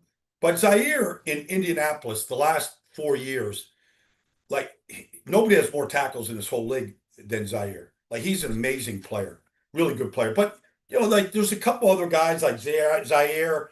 If you look at Aziz in Alshire in Houston was a great player. Oh yeah, I forgot about him. Yeah. Yeah, I think. I mean, you could take. I mean, I don't want to leave half Zach that Bond defense. out. Like Zach Bond, to me, was the defensive player of the year in 2024. He didn't have the same stat numbers as he had the year before, where he had these forced fumbles but his tackles were still high. Like he still never comes off the field. Like Zach is in that. He's in there like there's Fred Warner. Then okay, is it Oluokwan? Is it Zach? Is it Edgerrin? Is it Alshire? Like, is it Zaire? Like, there's a lot of competition for that guy next to Fred. You like Campbell? I like Campbell. Yeah, why? No, it was funny because there were another team that got smashed, that got beat up, and I like him. I'm curious. He seemed to pop, but I didn't focus on him. What'd you think of the year he had? I thought he was good. I didn't think it was like any kind of record breaking. Like I could put Nick Bolton from Kansas City in this category right here. Yeah, I agree with that. Guys that know how to play. Levante David had a good year, just retired. He's still a good player. He was an underrated player, man. 15 years. Yeah, 15 underrated player. Second round pick out of Nebraska. All he did, like you look at the number of games he played, a number of years where he played every single game. Like he was amazing, like the level of consistency to him. Yeah. But it's funny, like in that program in Tampa, you had Derek Brooks, then you had a little bit of a gap, then you had Levante David. Like sometimes teams just get that position right. It's the truth, man. They knew it. They always had great. Baltimore's another one. Always get it right. Yeah. Hey, do me a favor. Hang tight for 1 minute. Okay, We just got to take care of some business. We'll come back and do the secondary. And I know there's 2 Eagles on that list. Better be some Eagles on this list. Right? Definitely be some Eagles on that list. But first, a word from our friends. Hey, you know that feeling when you need a quick reset? You don't feel like some like ridiculous travel plans, airports, just get away. How about Montgomery County? The perfect getaway spot for us. It's got a little bit of everything: history, shopping, entertainment, outdoor adventure, great food, all just right outside the city. You can spend the day exploring Valley Forge National Historical Park, hit the shops at KOP, check out live entertainment, explore some of the amazing small towns and hidden gems throughout Montgomery County. And with America celebrating 250 this summer, there's never been a better time to experience the history and the stories that helped shape this country. Whether it's a couple's trip, a family weekend, sports road trip, or just a chance to unplug for a few days, Montgomery County makes it easy to get away without going far. Plan your trip, book your stay, start your retreat today at valleyforge.org. That's valleyforge.org. All right, let's talk about Dick's Sporting Goods. My favorite, Dick's Sporting Goods. We're due for a trip to Dick's because football season starts. Workouts start this week. There's going to be a couple of weeks of workouts, and then we start practice. So I got to take Moss over. New pair of cleats because his feet just keep growing. And he got new, you're going to want to get sleeves and a mouth guard and everything else. We got some more pads and you name it. Whatever sport you're playing in the fall baseball, fall softball, soccer, whatever it is you need on your feet, you can't beat Dick's Sporting Goods. Check out Dicks.com to shop online or pick your local store right around your area. Dick's Sporting Goods, it's the greatest, whether you're talking about the backfields and the town games or to rep the squads with the great fan gear. Go to Dicks.com. Dick's Sporting Goods, fall sports, start here. Back with the man, the legend, the Baldy. We can't wait. I get the kids start pumped up. We're getting ready. Let's go secondary. Let's go corners. So at the corner spot, this is where we're going to get some Eagles. We'll put Coop as a safety, just to, or use a hybrid. We can do whatever the hell you want. Well, all right. So there's some elite corners in this business, okay? Quinyon is an elite player. Cooper, let's put him in the slot right now. Let's put him in the slot because that's kind of what he's played. Now, I know it's going to change this year, but he's been a dominant. Like those two guys, like they just struck gold with those. Okay, postseason, regular season. All right. Now there are some other great players. I mean, Pat Surtain is a great player. Great player. Is a great player. Gonzalez. He's been well coached. He's smart. He's big. Like he's been the defensive limited to 3. Like how do you if you just said Surtain, Quinyon, and Cooper as your 3 corners, how do you leave Gonzo or Spoon out? Like Devin Witherspoon in Seattle, how do you leave him out? Yeah, like, it's just like somebody's going to get left out. So I almost feel like you have to like put 4 or 5 guys out there. Otherwise, you're just not being realistic. You know? Yeah, I agree. I think you got to at least put 4. So let's go Quinyon, Cooper, Surtain, and Gonzalez. That's fair. But like Devin Witherspoon. I know, dude. I hate leaving him off. He's so good. Like, you know, like that's the number 1 defense in football. You know, Amenwari. You know we'll do 2 outside corners a piece on both sides, and then we'll have a special slot corner for Cooper. Okay. So we get Spoon on there because I think you're right. You can't have a preseason all-pro defensive team without Witherspoon. No. That guy is just – that guy in the Super Bowl, like his the way he tackles. Yes. Like, I mean, it's just – he's wicked, and he's a great kid. Yeah. And he's smart as hell. Like he's telling – he's in his 2nd year. Like he's telling other people what to do out there in the field. Yeah. He was like that year that Quinyon came out. Quinyon was the first corner taken. All right. This kid just knucklehead. Terry and Arnold was the 2nd corner. Like, you know, like some of these guys, they're just, I don't know. But the year before, Spoon was the first corner taken out of Illinois. Yeah. Like sometimes we were watching tape of him. I remember. Yeah. Okay. So I feel like we've got ourselves covered. And look, there's other guys out there that are really, really good players, and that's what they are. They're really, really good players. But, you know, I mean, Nick Amenwari, you should probably put Amenwari and Cooper DeJean in the slot. Yes. Because Amenwari is just this freak. Yes. You know? He was a freak coming out of the combine. He was freakishly good last year. Seattle's number 1 defense in football. They gave up the fewest points. The 49ers. I agree with that. That's a great. Couldn't score a touchdown. Yeah. Okay. That's a great idea. We'll put those 2 in the slot. Okay. We giggling at. I just think it's funny. He's giggling. We got 6 DBs out. Yeah. Is Stingley on there? No. Yeah, Stingley's on. No, we don't have room He's for on him. Stingley. All right. The executives and scouts had his Stingley number 2 overall. No, we have Quinyon, Surtain, Gonzalez, Witherspoon. Okay. All right. I mean, look, that's what I'm saying. Like, you're going to leave a great player out, no matter how you cut it. If you put 2 guys at the corner, if you double them up, like somebody's getting left out. Yeah, I mean, I love Stingley, but I think he had 4 interceptions last year. I think he might have had more interceptions last year than what, you know, Quinyon's had combined. I Yeah, want my quarterback to take the yeah, ball away. yeah. I mean, but again, there's not a better cover guy. Quinion is like he just doesn't get beat. Yeah, I know. Stingley doesn't get beat. Stingley's they're damn good. Yeah, Damn good. yeah. Anyways, okay. I mean, Safety. like to me, you got to start with Derwin.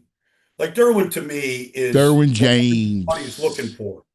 All right, like Derwin, he's just a special player. Now, Kevin Byard led the league in interceptions last year. Yeah. You know, Byard has twice now in his career has led the league in interceptions. The guy's got over 30 interceptions in his career. It's amazing, isn't it? It's amazing. So it's unreal. And he's a great kid.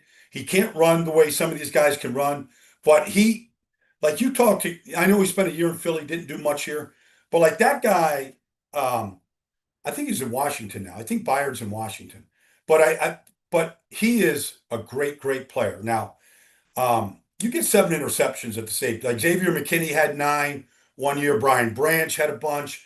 Like guys can get numbers, but Byard has been doing it throughout his career.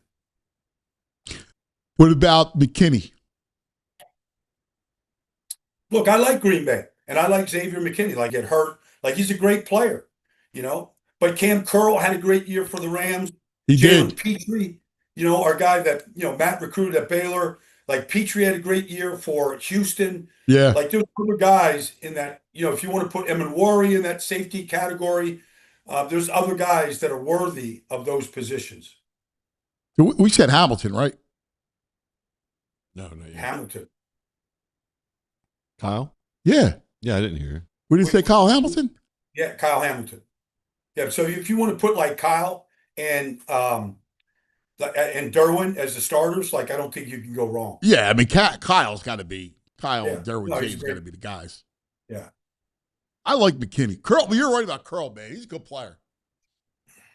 He's 7th round pick at Arkansas.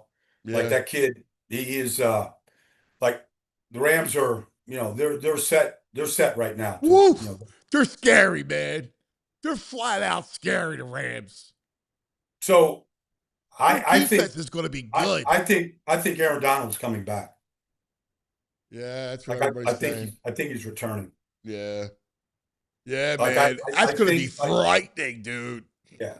I think he's out in Los Angeles. I think his trainer that trained him at Pitt and in Pittsburgh, I think he's out there. I think his only decision is he doesn't want to be a part-time player. He doesn't want to be a sack special, a pass rush specialist. Right. Can't be Aaron Donald and playing 70% of the snaps. I don't think he will, but I think his conditioning level, I think everything is pointing to the, like I'm sure, McVay is talking to him every day. Like I think this thing, and he doesn't need to go to training camp or do anything. He needs to show up week 1. But I feel like the opportunity to play next to Myles, on a team with the league MVP in Stafford, the Super Bowl is at SoFi Stadium. Like I think all these things could get him to come back. And I remember when Barry Sanders retired. And he had just played 10 straight years, had 10 straight years of over 1,000 yards rushing. And Matt Millen just became the president of the Detroit Lions. And that offseason, Barry Sanders retired. 10 years, 10 Pro Bowls, 10 straight great years. And Matt chased Barry Sanders to come back to play. And Barry's like, I'm retired, I'm not coming back, blah, blah, blah. I feel like that's what Aaron Donald did. 10 straight years, 3-time defensive player of the year, most dominant defensive player over a decade, get a chance to play next to Myles Garrett, have maybe a defense that is as dominant as the Steel Curtain or the Ravens of 2000, whatever. Like they got a chance. Like I think all those things might get him out of retirement. Wow, man. Realistically, how effective do you think he will be, Baldy? I mean, there's got to be some kind of a drop off, right? So I went back and watched his last regular season game against the Giants, which was January 1st or something of 2024 to 2023 season. So 2 years ago. And he was Aaron Donald that day. Like he did everything. 2 sacks, 2 quarterback hits, batted the ball down, a couple tackles behind the line of scrimmage. He was Aaron Donald. They lost to Detroit in the playoffs, and then he never played again the last 2 years. I think he could still be, he still works out like a maniac. He loves bodybuilding and lifting. So I think he's still as strong as ever. Like you pat that guy on the shoulder, it's like you're patting like a steel piece of a truck. Like he's just so solid. Like I think he could still be dominant right now. Steel piece of a truck. I think at the end of his career, me. at the end of his career, I think he only weighed like 258. Wasn't like really? he was 285 pounds. No. Damn. Like he was not heavy. Wow. That's amazing, man. All right, brother. Listen, we're so close, man. Baldy, when you plan out your trips, do you plan out like steakhouses to go to? You just wing it as you get there for the day for dinner? I could care less. I don't even care. Like there's some days I'm not going to eat. I'll just, grab a protein drink or something. Yeah, it's like it's all not about football, food. man. No, like, if you're trying to get from Miami to Sulphur, West Virginia to get to where the Giants are practicing, you're just trying to get there. And then you're trying to catch a flight out of Charlotte afterwards, driving through the Smoky Mountains of West Virginia. Like, whatever I can throw down, like I'm just going to go. Yeah, it's not about he's not on vacation. There's a prime I'll 44 walk in into a Sulphur training Springs. table, one of these teams, and just grab a steak and throw it in a container and just go. Just chew on it, in the car, trying to get to the airport. Yeah. Chew on it, man. Chew on it. I love it. I love it. That's why you're the greatest. Yeah. I can't wait. All right, guys. Yeah, this could be fun, man. We're like like they have that ramp up period. Yeah. So stupid. They have that ramp up period for 3 days for every. I'm in my ramp up period right now. Let's go. Let's go. Yeah. We got to talk, so let me know. All right? All right. You got it, buddy. All right. Yep. See you guys. Later, brother. There he is. The great Baldy. Let's take a quick TO, come back, talk about our friends, and look ahead to tonight. Let's talk about TrueMark Credit Union. We love our TrueMark. Kelly Body, the great CEO of TrueMark Credit Union, one of the best financial institutions in our area. I'll tell you something, they have everything, right, when it comes to financial needs. But how about something that actually rewards the way you already spend your money? That's exactly what you get with the Everyday Elite Visa credit card from TrueMark Credit Union. Up to 4% cash back on eligible everyday purchases like gas. I don't know about you, but it's $80. So I think 85 to fill my wife the other day. My car, it's a little smaller. It's crazy. You get 4% back. And for a limited time, new cardholders also get 0% introductory APR on purchases for the first 12 months and 17.99% APR after that. We're talking more cash back, less cash. Apply today at TrueMark.com or stop by any of TrueMark Credit Union's 24 branch locations. TrueMark.com. Rates based on credit worthiness, 4% cash back on eligible purchases. Bonus categories capped annually. Restrictions apply. Visit TrueMark.com for details. Insured by the NCUA. You know it's officially summer when Hoagie Fest comes back to Wawa. I got to ask you, what's your Wawa order? Mine, I'm going classic Italian. I love my Wawa hoagies. Hoagie Fest is back this year, bringing even more value to the table. Right now, you get a shorty hoagie, wrap, or chicken sandwich, plus a bag of Hers chips and a small fountain drink for $6. You're extra hungry? It's only $8 for a classic meal. Whether you're grabbing lunch between meetings, fueling up before a game, or making a quick stop on a summer road trip, it's an easy, delicious meal at a great price. I love it. We stop on the way to baseball. Hoagie Fest, fuel up after, between games. Big flavor, great value, same Hoagie Fest energy we all know and love. But it's only here for a limited time, so get it while you can. Hoagie Fest is back at Wawa. Gotta have Wawa.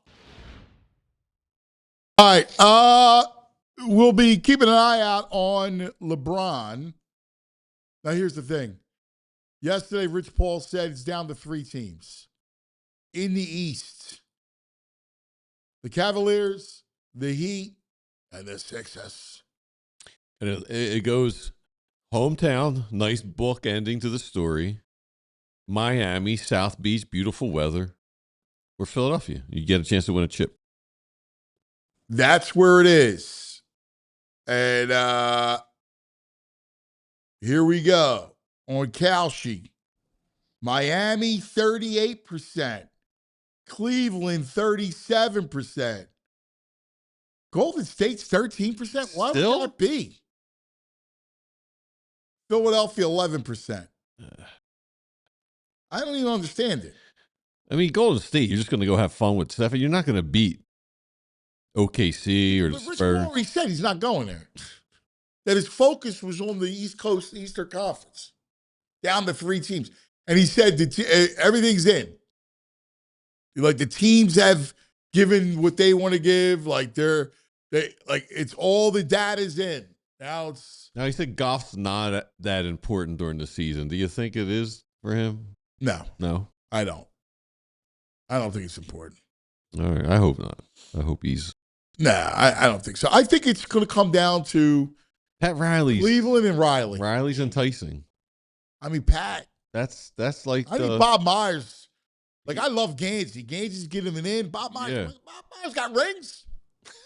He does. I mean, nobody's like the Godfather. Like no, that's what I'm saying. Pat Riley's like the Godfather. He's tough to turn down. Pat Riley. I know. He's like, it's cool. He is cool. He might be the coolest guy I've ever met in sports. He could talk you into like, yeah, we'll win one. You come here, we win. But they don't even have any more pieces. I think they're thin, that team. They're thin in the back court. Yeah. I don't know. I look at them. I go, all right, Sixers are way better. Are we just drinking the Sixers Kool-Aid? No, I think the Sixers. I think it's legit. I think the Sixers are way better. Way better squad too. Yes. Now we got storms all day today. I guess I'm supposed to go down tonight. I don't know. I think that's happening. I don't know if it's going to happen. It all depends.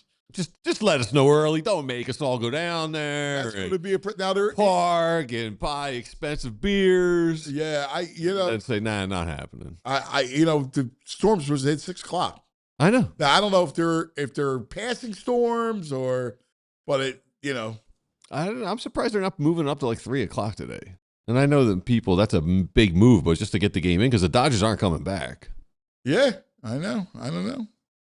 Anyway, Jules rules. Julia. A lot of fun as always, Jules. All right, everybody. We love you guys. Have a great day. And we'll see you in the morning. We all silly like the mayor.